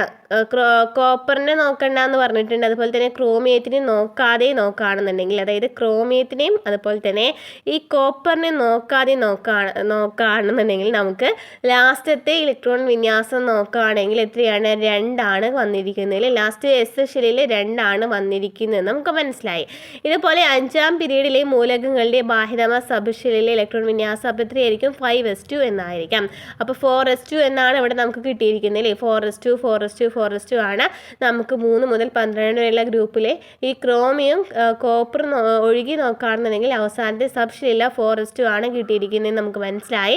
അഞ്ചാമത്തെ ഗ്രൂപ്പ് മൂലകം നോക്കുകയാണെന്നുണ്ടെങ്കിൽ 5:2 ആണ് കിട്ടുന്നത് എന്ന് മനസ്സിലായി. അഞ്ചാം പീരീഡിലെ മൂലകങ്ങൾ നോക്കുകയാണെന്നുണ്ടെങ്കിൽ 5:2 ആണ് കിട്ടുക. അപ്പോൾ ഡി ബ്ലോക്ക് മൂലകങ്ങളുടെ ബാഹ്യതമ സബ്ഷെല്ലിൽ ഇലക്ട്രോൺ വിന്യാസം ഒരേ പീരീഡിൽ പൊതുവെ ഒരുപോലെയാണ്. അതിനാൽ ഇവ ഗ്രൂപ്പിൽ മാത്രമല്ല പീരീഡിലും ഗുണങ്ങളിൽ സാദൃശ്യം കാണിക്കുന്നു. അല്ലേ? സെയിം തന്നെയാണ് വന്നിരിക്കുന്നത്. ഏറ്റവും അവസാനം വന്നിരിക്കുന്നത് കാരണം തന്നെ എല്ലാം ഒന്നാണ്, സെയിം സ്വഭാവമാണ് കാണിക്കുന്നുണ്ടായിരിക്കുക. അപ്പോൾ പൊതുബാഹിത ഇലക്ട്രോൺ വിന്യാസം നമുക്ക് ജസ്റ്റ് N ഇട്ടിട്ട് തന്നിട്ടുണ്ട്. എസ് ബ്ലോക്ക് ആണെന്നുണ്ടെങ്കിൽ NS1-2 ആണ്. പി ബ്ലോക്ക് ആണെങ്കിൽ NS2 NP6 1 മുതൽ 1-2 അല്ല കേട്ടോ, 1 to 2 ആണ്. അതായത് എസ് ബ്ലോക്ക് എന്ന് പറയുന്നത് 1-2 ഗ്രൂപ്പിലാണ് കാണപ്പെടുന്നത് നമുക്കറിയാം. പി ബ്ലോക്ക് ആണെന്നുണ്ടെങ്കിൽ NS2 NP 1 to 6 ആണ് വരുന്നത്. ഡി ബ്ലോക്ക് മൂലകം ആണെന്നുണ്ടെങ്കിലോ N-1 D 1 to 10 NS 1 to 2 ആണ് വരുന്നത്. ഇനി ഡി ബ്ലോക്ക് മൂലകങ്ങളുടെ ഓക്സീകരണ അവസ്ഥ എന്ന് പറയുന്നത് അയേണിൻ്റെ 2 ക്ലോറൈഡുകൾ നമുക്ക് തന്നിട്ടുണ്ട്. Ferrous ക്ലോറൈഡും ferric ക്ലോറൈഡാണ്. ഓക്സീകരണ അവസ്ഥ നോക്കുകയാണ് എങ്കിൽ ഫെറസ് ക്ലോറൈഡും ഫെറിക് ക്ലോറൈഡും, ഫെറസ് ക്ലോറൈഡ് എന്ന് പറയുമ്പോൾ എത്രയാണ്? FeCl2 ആണ് വരുന്നത്. ഫെറിക് ക്ലോറൈഡ് ആണെന്നുണ്ടെങ്കിൽ FeCl3 ആണ് വരുന്നത്. എങ്കിൽ നമുക്ക് ചോദിച്ചിരിക്കുന്നത് എന്താണ്? FeCl2ൽ Feയുടെ ഓക്സീകരണ അവസ്ഥ എത്രയാണ്? എങ്ങനെയാണ് കണ്ടുപിടിക്കാം? ഇവിടെ നമുക്ക് Fe ആണല്ലേ, ക്ലോറിൻ്റെ ഓക്സീകരണ അവസ്ഥ ഉപയോഗിച്ചിട്ട് നമുക്ക് Feയുടെ ഓക്സീകരണ അവസ്ഥയാണ് കണ്ടുപിടിക്കേണ്ടത്. ഇവിടെ നമുക്ക് ഓക്സീകരണ അവസ്ഥയൊക്കെ നമുക്ക് തന്നിട്ടുണ്ടെങ്കിൽ എളുപ്പമാണ് ചെയ്യാനായിട്ട്. ഇവിടെ നമുക്ക് Clൻ്റെ ഓക്സീകരണ അവസ്ഥ എന്ന് പറയുന്നത് -1 ആണെന്ന് നമുക്ക് തന്നിട്ടുണ്ട്. ഓൾറെഡി നമുക്ക് ക്വസ്റ്റ്യനിൽ തന്നിട്ടുണ്ട് അല്ലേ. അപ്പോൾ നമുക്ക് ജസ്റ്റ് ഇട്ട് കൊടുത്താൽ മതി. FeCl2 എന്ന് പറയുമ്പോൾ FeCl2 എന്നാണ് നമുക്ക് കാണേണ്ടത് അല്ലേ. FeCl2 അല്ലേ കാണേണ്ടത്. അപ്പോൾ Fe എന്ന് പറയുന്നതാണ് നമുക്ക് കണ്ടുപിടിക്കേണ്ടത്. അപ്പോൾ നമുക്ക് Fe അങ്ങനെ തന്നെ ഇടാം. Cl2 എന്ന് പറയുമ്പോൾ നമുക്ക് എന്ത് എഴുതാം? 2 × Cl എന്ന് എഴുതാം അല്ലേ. 2 × Cl എന്ന് എഴുതാം. അതായത് 2 × Cl എന്ന് പറയുമ്പോൾ Clൻ്റെ ഓക്സീകരണ അവസ്ഥ മാത്രം എഴുതാണെങ്കിൽ എന്ത് വരും? FeCl2 നമ്മൾ ചെയ്യുന്നത് കേട്ടോ. 2 - 1 = നമുക്ക് എത്ര കിട്ടും? 0 എന്ന് കിട്ടും. അതായത് Fe = എത്ര കിട്ടി? 2 എന്ന് കിട്ടിയില്ലേ അല്ലേ. 2 × -1 - 2 Fe -2 = 0 എന്ന് വരും. അപ്പോൾ Fe എത്രയാണ്? 2 എന്ന് കിട്ടി. അപ്പോൾ ഇവിടുത്തെ ഓക്സീകരണ അവസ്ഥ 2 ആണെന്ന് കിട്ടി. ഇനി FeCl3 നോക്കുകയാണെങ്കിൽ എങ്ങനെ തന്നെ എഴുതാം? ഇതുപോലെ തന്നെ എഴുതാം അല്ലേ. FeCl3 ഇവിടെ നമുക്ക് 2 എന്നുള്ളിടത്തോടെ 3 എന്ന് വരും അല്ലേ. 3 × -1 വരും. അപ്പോൾ Fe നമുക്ക് എത്ര കിട്ടി? 3 എന്ന് കിട്ടും. 3 എന്നാണ് നമുക്ക് ലഭിക്കുന്നത് അല്ലേ. 3 എന്നല്ലേ കിട്ടാം? അതെ. Feക്ക് വ്യത്യസ്ത ഓക്സീകരണ അവസ്ഥ പ്രകടിപ്പിക്കുവാനാകും എന്ന് മനസ്സിലായി. അപ്പോൾ Fe എന്ന് പറയുന്നതിന് FeCl2 എന്ന് പറയുന്ന കോമ്പൗണ്ട് നോക്കിയപ്പോൾ Feക്ക് 2 ഓക്സീകരണ അവസ്ഥ 2 ആയിരുന്നു. FeCl3യിലെ Feയുടെ ഓക്സീകരണ അവസ്ഥ നമുക്ക് 3 ആണ് കിട്ടിയെന്ന് മനസ്സിലായി. ഇതിന് കാരണം എന്താണെന്ന് വെച്ചാൽ Feയുടെ സബ്ഷെൽ ഇലക്ട്രോൺ വിന്യാസം 1s2 2s2 2p6 3s2 3p6 3d6 4s ആണ്. ഇവിടെ Fe2+ ആയി മാറുന്നത് എങ്ങനെയായിരിക്കും? Fe2+ എന്ന് പറയുന്നത് ആയിട്ട് മാറിയിട്ടുണ്ടായിരിക്കുക. 2 ഇലക്ട്രോൺസിനെ 2+ എന്ന് വെച്ചാൽ എന്താണ് വരിക? 2+ എന്ന് വെച്ചാൽ എന്താണ് ചെയ്യുക? ഇലക്ട്രോൺസിനെ വിട്ടുകൊടുക്കല്ലേ ചെയ്യുന്നത് അല്ലേ. അതെ 2+ എന്ന് വെച്ചാൽ എന്താണ്? ഇലക്ട്രോണിനെ വിട്ട് കൊടുക്കുകയാണ് ചെയ്യുന്നത്. അപ്പോൾ നമുക്ക് ഈ 4s2 എന്ന് പറയുന്നത് 4s2 എന്ന് പറയുന്ന ഷെല്ലിൽ വരുമോ? 4s2 എന്ന് പറയുന്ന ലാസ്റ്റ് സബ്ഷെല്ലിൽ എത്രയാണ്? 2 ആണ് വന്നിരിക്കുന്നത് അല്ലേ. അപ്പോൾ നമുക്ക് ഈ 2 എണ്ണം കളഞ്ഞാൽ മതി അല്ലേ. 2+ എന്ന് വെച്ചാൽ 2 ഇലക്ട്രോൺസിനെ വിട്ട് കൊടുക്കുകയാണെങ്കിൽ ഈ 4s2 എന്ന് പറയുന്നത് 2 ഇട്ട് കൊടുത്താൽ നമുക്ക് ഈ ഒരു ഭാഗം വരുന്നില്ല. അപ്പോൾ ഇലക്ട്രോൺ വിന്യാസം എന്ത് വരും? 1s2 2s2 2p6 3s2 3p6 3d6 എന്നാണ് വരുന്നത്. അതിനാലാണ് നമുക്ക് Fe2+ ആയിട്ട് മാറിയത്. ഇനി FeCl3യിൽ നോക്കുകയാണെങ്കിൽ Feയുടെ +3 ഓക്സീകരണ അവസ്ഥ ലഭിക്കുന്നത് എന്തുകൊണ്ടായിരിക്കും? Fe3+ എന്ന് പറയുമ്പോൾ 3 ഇലക്ട്രോൺസിനെ വിട്ടുകൊടുക്കുകയാണ് ചെയ്യുന്നത് അല്ലേ. 3 ഇലക്ട്രോൺസിനെ വിട്ടുകൊടുക്കുകയാണ് ചെയ്യുന്നത് എങ്കിൽ അവിടെ എന്ത് സംഭവിക്കും?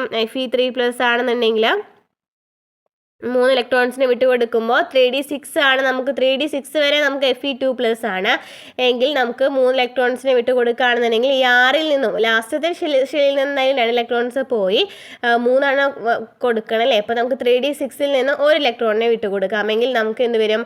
1s2 2s2 2p6 3s2 3p6 3d5 എന്ന് വരും അല്ലേ. 3d5 എന്നാണ് വരുന്നത്. ഓക്കെ. അപ്പോൾ ബാഹ്യതമ S സബ് ഷെല്ലിലും സബ്ഷെല്ലിനെയും തൊട്ടുള്ളിലുള്ള ഡി സബ്ഷെല്ലിനെയും ഊർജ്ജങ്ങളിൽ നേരിയ വ്യത്യാസം മാത്രമേ ഉള്ളൂ. അതുകൊണ്ട് 4s-ലെ 2 ഇലക്ട്രോണിനൊപ്പം ഏത് സബ്ഷെല്ലിൽ നിന്നായിരിക്കും മൂന്നാമത്തെ ഇലക്ട്രോൺ നഷ്ടപ്പെട്ടത്? പിയിൽ നിന്നാണ് നമ്മൾ പറഞ്ഞു അല്ലേ. ഇതിൻ്റെ അടിസ്ഥാനത്തിൽ Fe3+ന്റെ സബ്ഷെൽ ഇലക്ട്രോൺ വിന്യാസം എഴുതാം. നമ്മൾ എഴുതിയതാണ്. ഇനി മാംഗനീസിൻ്റെ ആറ്റോമിക് നമ്പർ 25 തന്നിട്ടുണ്ട്. ഇതുപോലെ തന്നെ ഓക്സീകരണാവസ്ഥ എഴുതിയിട്ട് ഇലക്ട്രോൺ വിന്യാസം എഴുതാനാണ് പറഞ്ഞിരിക്കുന്നത്. MnCl2 ആണ്. നമുക്ക് ഫസ്റ്റത്തെ ക്വസ്റ്റ്യൻ എന്താണ്? Mnന്റെ ഓക്സീകരണാവസ്ഥ ആദ്യം തന്നെ നമുക്ക് കണ്ടുപിടിക്കണം. Mnന്റെ ഓക്സീകരണാവസ്ഥ എന്ന് പറയുന്നത് ഇവിടെ നമുക്ക് ആദ്യത്തേൽ MnCl2 ആണെങ്കിൽ Mൻ്റെ ഓക്സീകരണ അവസ്ഥ നമുക്ക് +2 എന്നാണ് നമുക്ക് തന്നിരിക്കുന്നത്, കിട്ടിയിട്ടുണ്ട്. ക്ലോറിന് നമ്മൾ പഠിച്ചല്ലോ, ക്ലോറിന് നമുക്ക് -1 ആണെന്ന് അറിയാം അല്ലേ. അപ്പോൾ അത് വെച്ചിട്ട് ഇട്ട് കൊടുത്താൽ മതി കേട്ടോ, ഡയറക്റ്റ് ആയിട്ട് ഇട്ട് കൊടുക്കാം. അപ്പോൾ നമുക്ക് Mnന്റെ സബ്ഷെൽ ഇലക്ട്രോൺ വിന്യാസം എന്ത് കിട്ടും? 1s2 2s2 2p6 3s2 3p6 3d5 എന്ന് കിട്ടും. ഇനി MnO2 ആണെന്നുണ്ടെങ്കിൽ MnO2 ആണെന്നുണ്ടെങ്കിൽ ഇവിടുത്തെ Mnന്റെ ഓക്സീകരണ അവസ്ഥ കണ്ടുപിടിക്കണം. ഇവിടെ ഓക്സിജൻ ആണെന്നുണ്ടെങ്കിൽ -2 ആണെന്ന് നമ്മൾ നേരത്തെ ക്വസ്റ്റ്യൻ കണ്ടു അല്ലേ. അപ്പം Mn എന്താണ് +2 ഇൻറ്റു O എന്ന് പറയുമ്പോൾ എത്രയാണ്? -2 ആണ് നമ്മൾ കണ്ടു അല്ലേ. അപ്പം അങ്ങനെയാണെന്നുണ്ടെങ്കിൽ MnO2 എന്ന് പറയുന്നത് ഓക്കെ. MnO ആണെന്നുണ്ടെങ്കിൽ നമുക്ക് എന്തിട്ട് കൊടുത്താൽ മതി? ജസ്റ്റ് MnO എന്നിട്ട് കൊടുക്കുകയാണെന്നുണ്ടെങ്കിൽ MnO എന്നിട്ട് കൊടുക്കുകയാണെന്നുണ്ടെങ്കിൽ നമുക്ക് ഈ 2ൻ്റെ ആവശ്യം വരില്ല. അപ്പം നമുക്കിവിടെ Mnൻ്റെ വാല്യൂ നമുക്ക് കിട്ടും. എത്രയാണെന്നുള്ളത്? 2 എന്ന് കിട്ടും അല്ലേ. Mn എന്ന് പറയുന്നത് 2 എന്ന് കിട്ടും. ഇനി Mn2O3 നോക്കുകയാണെന്നുണ്ടെങ്കിൽ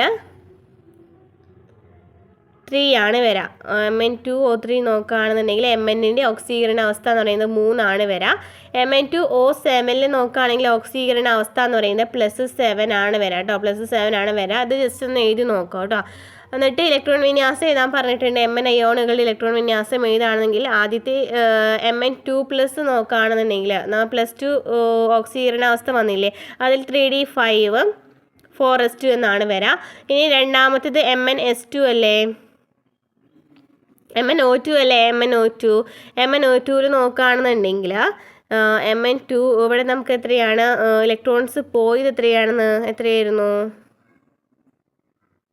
2 തന്നെയല്ലായിരുന്നത്? അതെ അല്ലേ, 2 ആയിരുന്നു അല്ലേ. ഓക്സീകരണ അവസ്ഥ +2 ആയിരുന്നു നമ്മൾ കണ്ടുപിടിച്ചു. അങ്ങനെയാണെങ്കിൽ നമ്മൾ എന്ത് ചെയ്യും? ഇതിലെ ഏറ്റവും അവസാനത്തിൽ നിന്നും എത്രയാണ്? 1 ഇലക്ട്രോൺ പോകും അല്ലേ. അതായത് നമുക്കറിയാം ഇവിടെ 3d5 3d5 എന്നാണ് ഇവിടെ വന്നിരിക്കുന്നത്. 2 ഓക്സീകരണ അവസ്ഥ പോയപ്പോൾ. ഇനി വീണ്ടും ഓക്സീകരണ അവസ്ഥ പോവുകയാണെന്നുണ്ടെങ്കിൽ ശരിക്കും പറഞ്ഞാൽ Mൻ്റെ ഇലക്ട്രോൺ വിന്യാസം എന്ന് പറയുന്നത് 3d5 4s2 എന്നാണ്. ഓക്കെ, 4s2 എന്നാണ് കേട്ടോ, 4s2 കൂടി ഉണ്ടായിരിക്കും.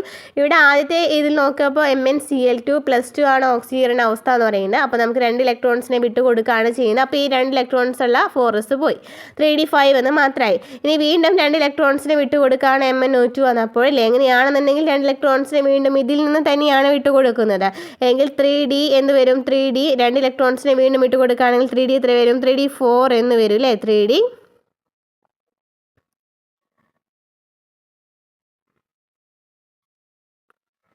Mn2+ എന്ന് പറയുമ്പോൾ എത്രയാണ് വരാം?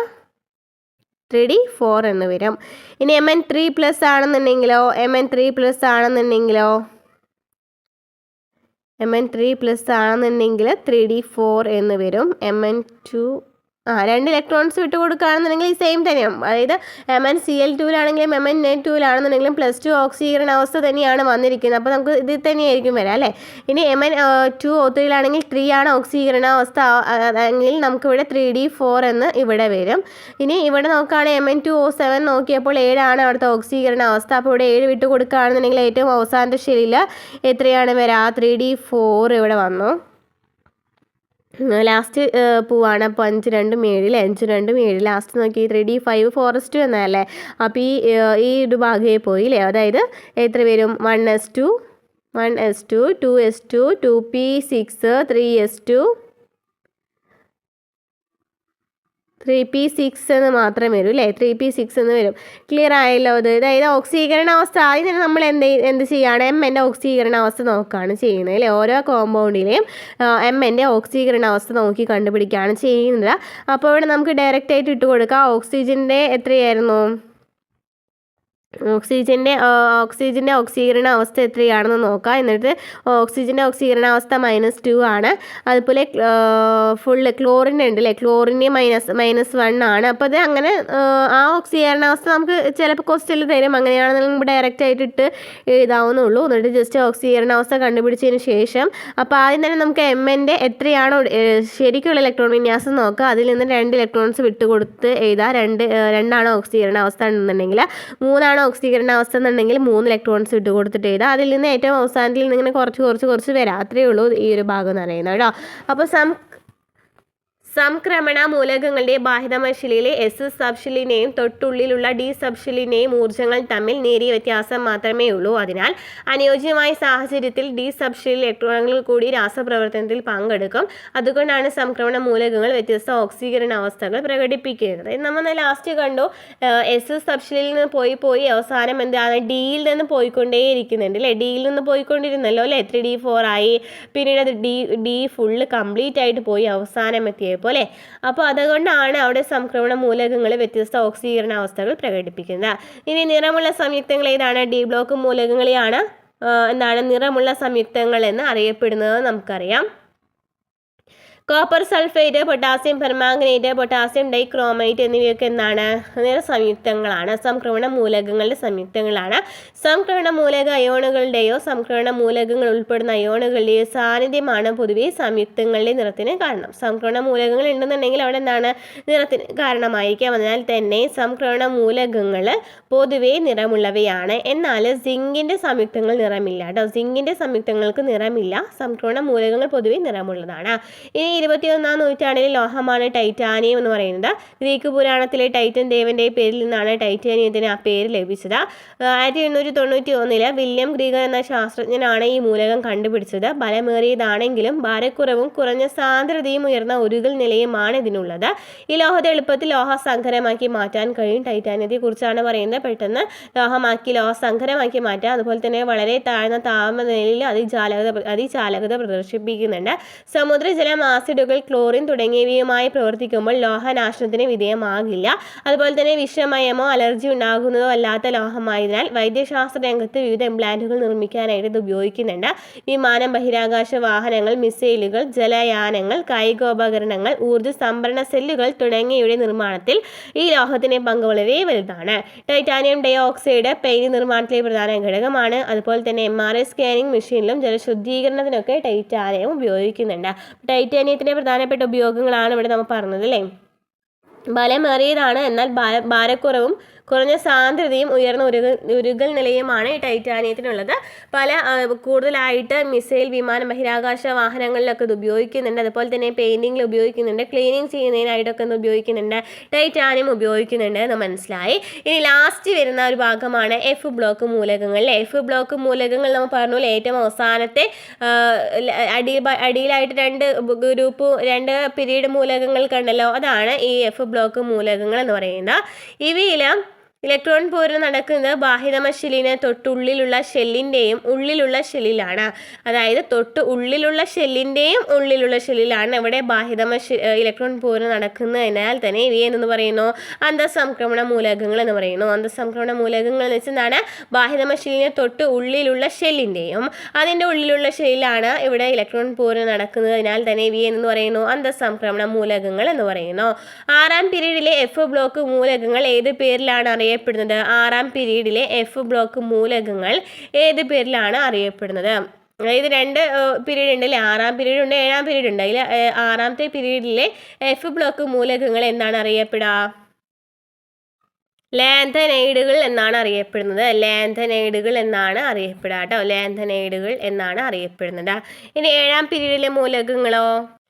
7ാം പീരീഡിലെ എഫ് ബ്ലോക്ക് മൂലകങ്ങൾ അറിയപ്പെടുന്നത് എന്താണ്? ആക്റ്റിനോയിഡ് എന്നാണ് അല്ലേ. ആക്റ്റിനോയിഡുകൾ എന്നാണ് അറിയപ്പെടുന്നത്.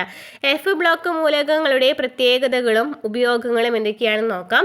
ഇവ വ്യത്യസ്ത ഓക്സീകരണ അവസ്ഥ കാണിക്കുന്നുണ്ട് അല്ലേ. ഡി ബ്ലോക്ക് മൂലകങ്ങളിൽ നമ്മൾ പറഞ്ഞിട്ടുണ്ടായിരുന്നു വ്യത്യസ്ത ഓക്സീകരണ അവസ്ഥയാണ് കാണിക്കപ്പെടുന്നത് അല്ലേ. ആക്റ്റിനോയിഡുകൾ എന്ന് പറയുന്ന റേഡിയോ ആക്റ്റീവ് മൂലകങ്ങളാണ്. ഇവയിൽ മനുഷ്യനിർമ്മിത മൂലകങ്ങളും ഉൾപ്പെട്ടിട്ടുണ്ടായിരിക്കാം. ആക്റ്റിനോയിഡുകൾ എന്നാണ് റേഡിയോ റേഡിയോ ആക്റ്റീവ് മൂലകങ്ങളാണ്. ഇതിൽ മനുഷ്യനിർമ്മിത മൂലകങ്ങളുമുണ്ട്. ഇനി യുറേനിയം, തോറിയം, പ്ലൂട്ടോണിയം തുടങ്ങിയ മൂലകങ്ങളുടെ ചില ഐസോടോപ്പുകൾ ന്യൂക്ലിയർ റിയാക്ടറുകളിൽ ഇന്ധനമായി ഉപയോഗിക്കുന്നുണ്ട്. യുറേനിയം, തോറിയം, പ്ലൂട്ടോണിയം തുടങ്ങിയ മൂലകങ്ങളുടെ ചില ഐസോടോപ്പുകൾ ന്യൂക്ലിയർ റിയാക്ടറുകളിലും ഇന്ധനമായി ഉപയോഗിക്കുന്നുണ്ട്. നിയോഡീമിയം എന്ന് പറയുന്ന ശക്തിയേറിയ കാന്തം ഉണ്ടാക്കാനായിട്ട് ഉപയോഗിക്കുന്നു. നിയോഡീമിയം ശക്തിയേറിയ കാന്തം ഉണ്ടാക്കാനായിട്ട് ഉപയോഗിക്കുന്നു. യുറേനിയം, തോറിയം, പ്ലൂട്ടോണിയം തുടങ്ങിയവ എന്താണ് ന്യൂക്ലിയർ റിയാക്ടറുകളിൽ ഇന്ധനമായിട്ട് ഉപയോഗിക്കുന്നു. അതുപോലെ നിയോഡീമിയം ശക്തിയേറിയ കാന്തം ഉണ്ടാക്കാനായിട്ട് ഉപയോഗിക്കുന്നു. ചില മൂലകങ്ങൾ പെട്രോളിയം വ്യവസായത്തിൽ ഉൽപ്രേരകമായിട്ട് ഉപയോഗിക്കുന്നുണ്ട്. അതിന് എക്സാമ്പിളാണ് സീറിയം, ലാന്തനം എന്നിവ. ഇനി റയർ എർത്ത് മൂലകങ്ങൾ. ലാന്തനോയിഡുകളിൽപ്പെട്ട 15 മൂലകങ്ങളെ കൂടാതെ സ്കാൻഡിയം, യിട്രിയം എന്നിവ ചേർത്ത് 17 മൂലകങ്ങളാണ് റയർ എർത്ത് മൂലകങ്ങൾ എന്നറിയപ്പെടുന്നത്. 15 മൂലകങ്ങളെ കൂടാതെ എന്തുണ്ടായിരിക്കും? സ്കാൻഡിയം, യിട്രിയം കൂടി ചേർത്തിട്ട് 17 മൂലകങ്ങൾ കൂട്ടിയിട്ടാണ് റയർ എർത്ത് മൂലകങ്ങൾ എന്നറിയപ്പെടുന്നത്. പേര് സൂചിപ്പിക്കുന്ന പോലെ യഥാർത്ഥത്തിൽ അവ പ്രകൃതിയിൽ അത്ര വിരളമല്ല. ഭൗമോപരിതലത്തിൽ അങ്ങിങ്ങായി ചിതറിക്കിടക്കുന്നതിനാൽ വളരെ കൂടിയ അളവിൽ അവയുടെ സാന്നിധ്യം ഒരു പ്രത്യേക പ്രദേശത്ത് കാണാൻ കഴിയില്ല. അതിനാൽ അയിരിൽ നിന്നും ലോഹം വേർതിരിച്ചെടുക്കുന്ന പ്രക്രിയ വല്ലപ്പോഴും വെല്ലുവിളി ഉയർത്താറുണ്ട്. സാങ്കേതിക രംഗത്ത് ഈ മൂലകങ്ങൾക്ക് വൈവിധ്യമാർന്ന ഉപയോഗങ്ങളുണ്ട്. Computer, LCD screen, mobile phone, പുനരുൽപ്പാദിപ്പിക്കാൻ കഴിയുന്ന ഊർജ്ജ സ്രോതസ്സുകൾ, ബാറ്ററികൾ തുടങ്ങിയവയിൽ ഇവ ഉപയോഗിക്കുന്നു. റയർ എർത്ത് ലോഹങ്ങളുടെ അയിരുകളിൽ പ്രധാനപ്പെട്ട ഒന്നായ മോണസൈറ്റ് തെക്കൻ കേരളത്തിലെ തീരപ്രദേശങ്ങൾ സുലഭമായി കാണപ്പെടുന്നു. അപ്പോൾ ഇത്രയൊക്കെയാണ് ഈ ഒരു ചാപ്റ്ററിൽ പറയുന്നത്. F ബ്ലോക്ക് മൂലകങ്ങളും S ബ്ലോക്ക് മൂലകങ്ങളും ബ്ലോക്ക് നമ്പർ എങ്ങനെയാണ് കണ്ടുപിടിക്കുക, പീരീഡ് നമ്പർ എങ്ങനെയാണ് കണ്ടുപിടിക്കുക എന്നൊക്കെ മനസ്സിലായെന്ന് വിചാരിക്കുന്നു. ഓക്സീകരണ അവസ്ഥ എങ്ങനെയാണെന്ന് ക്ലിയർ ആയല്ലോ അല്ലേ? ഓക്സീകരണ അവസ്ഥ എങ്ങനെയാണ് കണ്ടുപിടിച്ചതെന്ന് ക്ലിയർ ആയല്ലോ. ഈ ഒരു ഭാഗം ഒന്ന് ക്ലിയർ ആയല്ലോ അല്ലേ? നോക്കിയോക്കേ, ഇവിടെ നമ്മൾ പറഞ്ഞത് ക്ലിയർ ആണല്ലോ അല്ലേ? ഇവിടെ നമുക്ക് +2 ആണ് ഇവിടെ ഓക്സീകരണാവസ്ഥ. ഇതിലും +2 ആണ് വരിക. ഇവിടെ +3 ആണ് വരിക. ഇവിടെ +7 ആണ് വരുന്നത്. അപ്പോൾ ഇവിടെ നമ്മൾ എന്ത് സംഭവിക്കുകയാണ്? നമ്മുടെ ശരിക്കുള്ള MNൻ്റെ ഇലക്ട്രോൺ വിന്യാസം 4s2 എന്നും കൂടി ഉണ്ടായിരിക്കും. ഇവിടെ 2 ഓക്സീകരണാവസ്ഥ 2 എന്ന് വെച്ചാൽ 2 ഇലക്ട്രോൺസ് വിട്ട് കളയാണ് ചെയ്യുന്നത്. അപ്പോൾ നമുക്ക് ഈ ഒരു ഭാഗം വേണ്ട അല്ലേ? അപ്പോൾ ഈ 2 എണ്ണത്തിനും എന്ത് തന്നെയാണ് വരിക? 3d5 വരെയാണ് വരുള്ളൂ. +3 എന്ന് പറയുമ്പോൾ എന്തറിയാണ്? 3 എണ്ണം പോകും. അപ്പോൾ എസ്സും പോവും, എസ്സിൽ നിന്ന് 2 പോവും, വഴി 5ൽ നിന്ന് ഒരെണ്ണം പോവും. അപ്പോൾ നമുക്ക് 3d4 വരെ എഴുതിയാൽ മതി അല്ലേ? +7 ആണെന്നുണ്ടെങ്കിൽ അതുപോലെ നോക്കി എഴുതാം കേട്ടോ. അപ്പോൾ ഇത്രയാണ് ഈ ഒരു ചാപ്റ്ററിൽ പറയുന്നത്. ഇനി നമുക്ക് കുറച്ച് ആക്ടിവിറ്റീസ് നമുക്ക് തന്നിട്ടുണ്ട്. കുറച്ച് ആൻസേഴ്സ് നമുക്ക് നോക്കാം കേട്ടോ. പെട്ടെന്ന് പറഞ്ഞു പോകാം, കുറച്ചധികം ഉണ്ട്, നോക്കട്ടെ.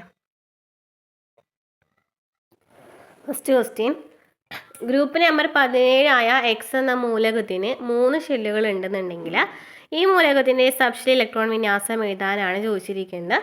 ജസ്റ്റ് സബ്ഷെൽ ഇലക്ട്രോൺ വിന്യാസം മാത്രമാണ് നമുക്ക് ചോദിച്ചിരിക്കുന്നതെങ്കിൽ നമുക്ക് എന്ത് ചെയ്താൽ മതി? 2, 8, 7 എന്ന് എഴുതിയാൽ മതി. 2, 8, 7 എന്ന് എഴുതിയാൽ മതി അല്ലേ? ഈ മൂലകം ഏത് ബ്ലോക്കിലാണ് ഉൾപ്പെടുന്നത്? ഈ മൂലകം ഏത് ബ്ലോക്കിലായിരിക്കും? ഇപ്പോൾ 2, 8, 7 നമുക്ക് 17 എന്നുള്ളത് സബ്ഷെൽ ഇലക്ട്രോൺ വിന്യാസം ജസ്റ്റ് SP ബ്ലോക്ക് അങ്ങനെ എഴുതാണെന്നുണ്ടെങ്കിൽ നമുക്ക് കറക്റ്റായിട്ട് ഏത് ബ്ലോക്കാണെന്ന് കണ്ടുപിടിക്കാനായിട്ട് പറ്റും.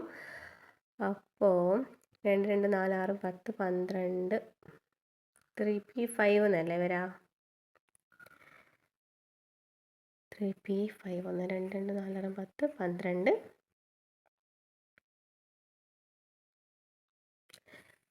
ഓക്കെ, ഇനി അപ്പോൾ ഏത് ബ്ലോക്കിലാണ്? P ബ്ലോക്കിലാണെന്ന് മനസ്സിലായി. ഏത് പീരീഡ് നമ്പർ ആണ് വരുന്നത്? 3 അല്ലേ വരുന്നത്? പീരീഡ് നമ്പർ ഏറ്റവും വലുത് ഏതാണോ അതാണ് എന്ന് പറഞ്ഞു. അതുപോലെ തന്നെ ബ്ലോക്ക് ഏറ്റവും അവസാനം ഏതാണ് ഉൾക്കൊള്ളുന്നത് അതാണ് ആ ബ്ലോക്ക് എന്ന് പറഞ്ഞു. അത് ശരിയാണ് അല്ലേ? ഇനി P സബ്ഷെല്ലിൽ ഒരു ഇലക്ട്രോൺ ഉള്ള 3ാം പീരീഡിലെ Y എന്ന മൂലകത്തിൻ്റെ ആറ്റവുമായി X പ്രവർത്തിച്ചാൽ ഉണ്ടാകുന്ന സംയുക്തത്തിൻ്റെ രാസസൂത്രം എന്ന് പറയുന്നത് എങ്ങനെ എഴുതാം? YX3 എന്നാണ് എഴുതാം. YX3 എന്നാണ് എഴുതാം. ഇവിടെ നമുക്ക് ചില സബ്ഷെല്ലുകൾ തന്നിട്ടുണ്ട്. നെക്സ്റ്റ്, ഇതിൽ സാധ്യതയില്ലാത്ത സബ്ഷെൽ ഏതാണ് വരിക? അതിൽ വരാത്തത് ഏതായിരിക്കും? 3F എന്ന് പറയുന്നത് വരില്ല അല്ലേ? 3F എന്ന് പറയുന്നത് വരില്ല. അതുപോലെ തന്നെ 2D വരോ? ഇല്ല, 2D എന്ന് പറയുന്നത് വരുന്നില്ല. ഇതിൻ്റെ കാരണം വിശദമാക്കാൻ പറഞ്ഞിട്ടുണ്ട്. 3ാമത്തെ ഊർജ്ജ നിലയിൽ D എന്ന് പറയുന്ന സബ്ഷെൽ വരെയല്ലേ ഉള്ളൂ. 3s2 3p6 അല്ല, 3s 3p 3d എന്ന് പറയുന്ന മൂലകങ്ങൾ മാത്രമുള്ളൂ. ഇലക്ട്രോൺസ് മാത്രമേ ഉള്ളൂ അല്ലേ. ഊർജ്ജനില എന്ന് പറയുന്നത് എത്രയാണ്? 3 വരുമ്പോൾ 3s 3p 3d എന്നാണ് വരിക. അപ്പോൾ എന്താണ് വരിക? ഇവിടെ നമുക്ക് 2d എന്ന് പറയുന്നത് വരുന്നില്ല. അതുപോലെ തന്നെ 3f എന്ന് പറയുന്നത് വരുന്നില്ല. 3f എന്ന് പറയുന്നത് വരുന്നില്ല, d വരെ വരുന്നുള്ളൂ. ഇനി നമ്മൾ ഡിയുടെ കേസ് നോക്കുകയാണെങ്കിൽ രണ്ടാമത്തെ ഊർജ്ജനില എന്ന് പറയുമ്പോൾ 2ൽ എന്താണ് 2s 2p ആണ് വരിക അല്ലേ. എസും പിയും മാത്രമേ വരുള്ളൂ, d വരുന്നുണ്ടോ? ഇല്ല. ഇനി എ ബി എന്ന് പറയുന്ന 2 മൂലകങ്ങളുടെ പീരിയോഡിക് ടേബിളിൽ സ്ഥാനം തന്നിട്ടുണ്ട്. നമുക്ക് എ എന്ന് പറയുന്നത് 4ാമത്തെ പീരീഡിലെ 2ാം ഗ്രൂപ്പാണ്, ബി എന്ന് പറയുന്നത് 2ാം പീരീഡിലെ 16ാമത്തെ ഗ്രൂപ്പാണെങ്കിൽ എയും ബിയുടെ ഇലക്ട്രോൺ വിന്യാസം എഴുതാൻ പറഞ്ഞിട്ടുണ്ട്. അപ്പം എങ്ങനെയാണ് ഇലക്ട്രോൺ വിന്യാസം എഴുതാ? 4ാമത്തെ പീരീഡിലും 2ാമത്തെ ഗ്രൂപ്പാണ് നമുക്ക് തന്നിട്ടുണ്ട്. 2ാമത്തെ ഗ്രൂപ്പാണ് 4ാമത്തെ പീരീഡാണെന്ന് നമുക്ക് തന്നിട്ടുണ്ട് അല്ലേ. നമുക്ക് എങ്ങനെ എഴുതാം? 1s2 add ചെയ്താം. ഓക്കെ, 1s2 4ാമത്തെ പീരീഡാണ് അല്ലേ. 1s2 2s2 2p6 3s2 3p6 4s2 അല്ലേ. 4s2 4ാമത്തെ അല്ലേ. 4ാമത്തെ പീരീഡ് എന്ന് പറയുമ്പോൾ 4 വന്നു. പിന്നെ 2ാമത്തെ ഗ്രൂപ്പ് എന്ന് പറയുമ്പോൾ ഇത് 2 എന്ന് പറയുന്നതാണ് 2ാമത്തെ ഗ്രൂപ്പ് എന്ന് പറയുന്നത്. അത് ശരിയായി.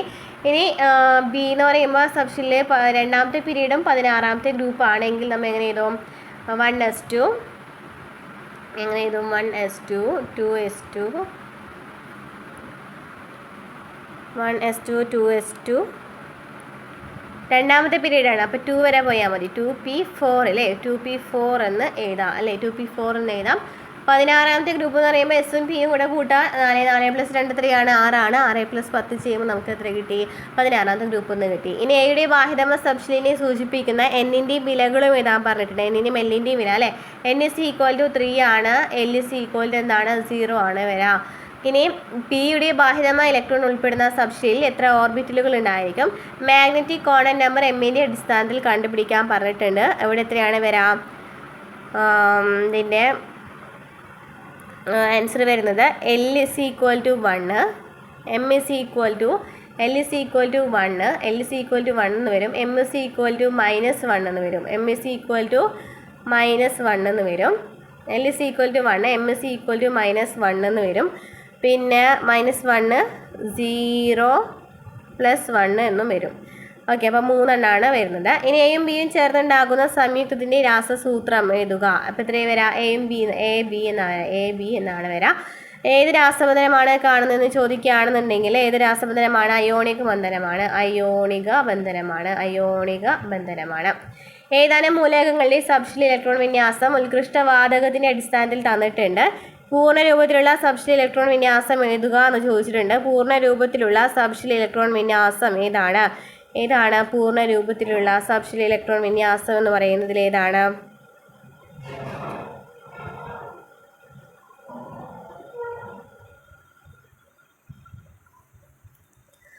ഓരോന്നിനെ നോക്കുകയാണെന്നുണ്ടെങ്കിൽ ഫുള്ളായിട്ട് എഴുതാൻ പറഞ്ഞിട്ടുണ്ട്. നിയോൺ ആണെന്നുണ്ടെങ്കിൽ 1s2 2s2 2p6 3s2 3p6 എന്ന് വരും. പിന്നെ ഹീലിയം എന്ന് പറയുമ്പോൾ 1s2 അല്ലേ. 1s2 പിന്നെ നമുക്ക് 2s1 എന്ന് എഴുതാം. അപ്പോൾ അത് കംപ്ലീറ്റ് ആയി. നെക്സ്റ്റ് എന്താണ്? നമ്മൾ പറഞ്ഞു ആർഗൺ ആണെന്നുണ്ടെങ്കിൽ 18 ആണെന്ന് പറഞ്ഞു അല്ലേ. 18ൻ്റെ ഇലക്ട്രോൺ വിന്യാസം എഴുതാം. 1s2 2s2 2p6 3s2 3p6 അല്ലേ. 3p6 പിന്നെ 3d2 4s2 എന്ന് എഴുതാം. ഇനി kr എന്ന് പറയുമ്പോൾ ഏതാണ് വരിക? kr എന്ന് വരുമ്പോൾ 1s2 2s2 2p6 3s2 3p6 3d10 4s2 4p6 5s2 വരെ അങ്ങനെ നിരത്തി അങ്ങനെ എഴുതിപ്പിക്കുക കേട്ടോ. ഇനി പീരിയോഡിക് ടേബിളിൻ്റെ സഹായത്തിൽ അവയുടെ പ്രതീകങ്ങൾ കണ്ടെത്തി എഴുതാൻ പറഞ്ഞിട്ടുണ്ട്. ആർ ആണെങ്കിൽ ആർഗൺ ആണ്. ലിഥിയം ആണെന്നുണ്ടെങ്കിലോ അത് നമ്മൾ കണ്ടുപിടിക്കുമ്പോൾ ഏതാണ് മൂലകം എന്ന് കണ്ടുപിടിക്കാനായിട്ട് പറ്റും. അപ്പം ലിഥിയം ആർഗൺ കിട്ടും. പിന്നെ എന്താണ്? ലിഥിയം വരും. രണ്ടാമത്തേതാണ് ലിഥിയം വരും. പിന്നെ മൂന്നാമത്തേത് വരുന്നത് എന്താണ്? ടൈറ്റാനിയം. നാലാമത്തേത് എന്താണ് വരിക? സ്ട്രോണ്ടിയം ആണ്. SR ആണ് വരിക. സ്ട്രോണ്ടിയം എന്നാണ് വരിക. നെക്സ്റ്റ് എന്താണ്?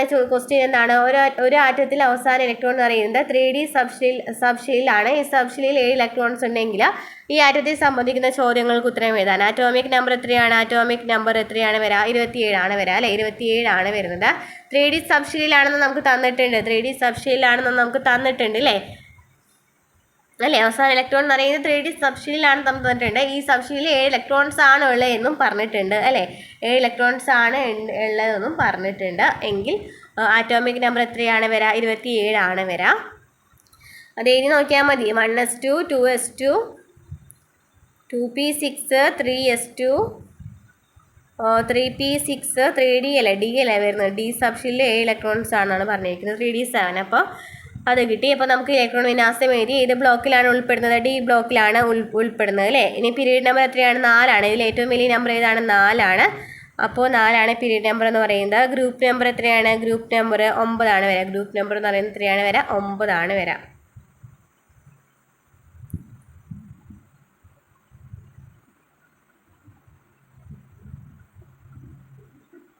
നെക്സ്റ്റ് ചുവടെ നൽകിയിരിക്കുന്ന സംയുക്തങ്ങളിലെ എസ് ബ്ലോക്ക് മൂലകങ്ങളിലെ ഓക്സീകരണ അവസ്ഥ കണ്ടുപിടിക്കുന്നതിനായിട്ടാണ്.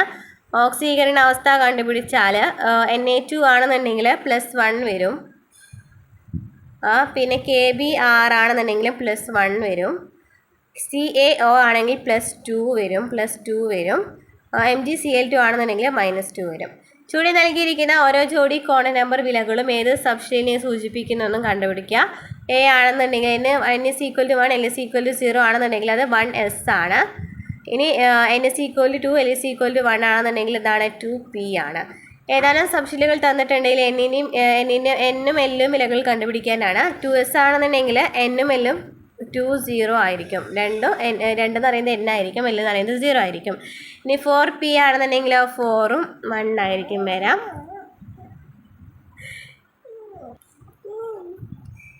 ഇനി 3d ആണെന്നുണ്ടെങ്കിൽ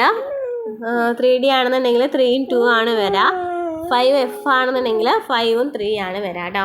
നെക്സ്റ്റ് ക്വസ്റ്റ്യൻ എന്താണ്? ഏതാനും മൂലകങ്ങളുടെ സബ്ഷെൽ ഇലക്ട്രോൺ വിന്യാസം തന്നിട്ടുണ്ട്. ഉത്കൃഷ്ട വാതകത്തിന്റെ പ്രതീകം ഉപയോഗിച്ച് ചുരുക്കി എഴുതുക. അപ്പോൾ ആദ്യത്തെ എ എന്ന് പറയുന്നത് എത്രയായിരിക്കും വരാം? 1s2 വരുന്നത് ഏതാണ്? ഹീലിയത്തിനാണ് അല്ലേ? അപ്പോൾ ഹീലിയം 2s2 2p4 എന്ന് എഴുതാം. ഇനി ബി ആണെന്നുണ്ടെങ്കിൽ നിയോൺ Ne ആണ് വരാം. Ne 3s2 3p5 എന്ന് എഴുതാം. 3s2 3p5 എന്ന് എഴുതാം. ഇനി അതുപോലെ സി ആണെന്നുണ്ടെങ്കിൽ ഏതാണ്? ആർഗൺ ആണ്. ആർഗൺ 4s1 എഴുതാം കേട്ടോ. ആർഗൺ 4s1 എഴുതാം. ഡിയിലാണെന്നുണ്ടെങ്കിൽ ആർഗൺ 3d5 4s2 എന്ന് എഴുതാം. ഇവിടെയും ആർഗൺ തന്നെയാണ് വരാം. ഇനി 10ാമത്തെ ക്വസ്റ്റ്യൻ എന്താണ്? അയൺ രാസപ്രവർത്തനത്തിൽ ഏർപ്പെടുമ്പോൾ Fe എത്രയാണ് വരുന്നത്? Fe 3+ അയൺ ആയിട്ട് മാറുന്നുണ്ടെങ്കിൽ ഈ അയണിന് ഇലക്ട്രോൺ വിന്യാസം എഴുതുക. ഇലക്ട്രോൺ വിന്യാസം എഴുതാണെന്നുണ്ടെങ്കിൽ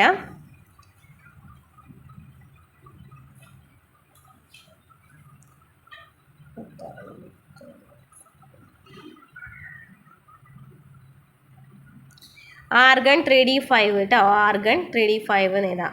ആർഗൺ 3d5 എന്ന് എഴുതാം. ഇനി അയൺ സൾഫേറ്റ് അയണുമായി ചേർന്നുണ്ടാകുന്ന സംയുക്തത്തിൻ്റെ രാസസൂത്രം എന്ന് പറയുന്നത് Fe2SO4 3 എന്നായിരിക്കും. Fe2SO4 3 എന്നായിരിക്കും കേട്ടോ. ഈ മൂലകത്തിന് മറ്റൊരു ഓക്സീകരണ അവസ്ഥ ഏതാണ്? അയണിന് ഇലക്ട്രോൺ വിന്യാസം എഴുതാൻ പറഞ്ഞിട്ടുണ്ട്. ഓക്സീകരണ അവസ്ഥ എന്ന് പറയുന്നത് വേറൊരെണ്ണം +2 ആണ് വരിക. ഓക്സീകരണ അവസ്ഥ എന്ന് പറയുന്നത് +2 ആണ് വരിക കേട്ടോ. ഇലക്ട്രോൺ വിന്യാസം എന്ന് പറയുമ്പോൾ 3d6 വരും. Ar 3d6 എന്ന് വരും കേട്ടോ. 3d6 എന്ന് വരും. അയൺ വ്യത്യസ്ത ഓക്സീകരണ അവസ്ഥ പ്രകടിപ്പിക്കുന്നുണ്ട്. എന്തുകൊണ്ടായിരിക്കാം? എസ് ബ്ലോക്കും ഡി ബ്ലോക്കിൻ്റെയും ഊർജ്ജം ഏകദേശം തുല്യമാണ്. അതിനാൽ ഒഴിഞ്ഞു കിടക്കുന്ന ഡി സബ്ഷെല്ലും രാസപ്രവർത്തനത്തിൽ പങ്കെടുക്കുന്നുണ്ട്. അതിനാലാണ് ഓക്സീകരണ അവസ്ഥ വ്യത്യസ്തമായിട്ട് കാണിക്കുന്നത്. നെക്സ്റ്റ് ക്വസ്റ്റ്യൻ എന്താണ്? അയോണീകരണ എൻതാൽപ്പി ഏറ്റവും കുറവുള്ള മൂലകം നമുക്ക് തന്നിട്ടുള്ളതിൽ ഏതാണെന്നാണ് ചോദിച്ചിരിക്കുന്നത്. ഏതാണ് വരാ? സി ആണ് വരാ അല്ലേ? അയോണീകരണ എൻതാൽപ്പി ഇടതുവശത്ത് കുറവായിരിക്കും, വലതുവശത്ത് കൂടുതലാണെന്നൊക്കെ നമ്മൾ പറഞ്ഞു.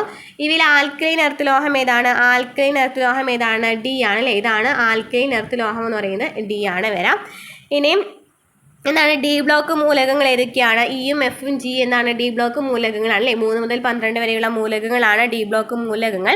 ഡി സബ്ഷെല്ലിലെ പൂർണ്ണമായിട്ടുള്ള നിറഞ്ഞ മൂലകം ചോദിക്കുകയാണെങ്കിൽ ഏതാണ്? ജി ആണ് വരെ അല്ലേ? പൂർണ്ണമായി നിറഞ്ഞിട്ടുണ്ടായിരിക്കും. ഇവിടെ നമ്മൾ കണ്ടില്ലേ 3d1 3d ഇങ്ങനെ എഴുതി പോയത്. ഇനി 3d3 4s2 ഇലക്ട്രോൺ വിന്യാസമുള്ള മൂലകം ഏതാണ്?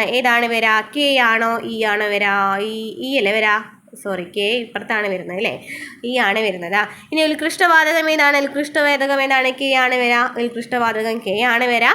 വാഹിതമായ പി സബ്ഷീലിൽ 3 ഇലക്ട്രോൺസ് മാത്രം കാണപ്പെടുന്ന മൂലകം ചോദിക്കുകയാണെങ്കിൽ ഏതാണ്? എച്ച് ആണ് വരുന്നത് അല്ലേ, എച്ച് ആണ് വരുന്നത്.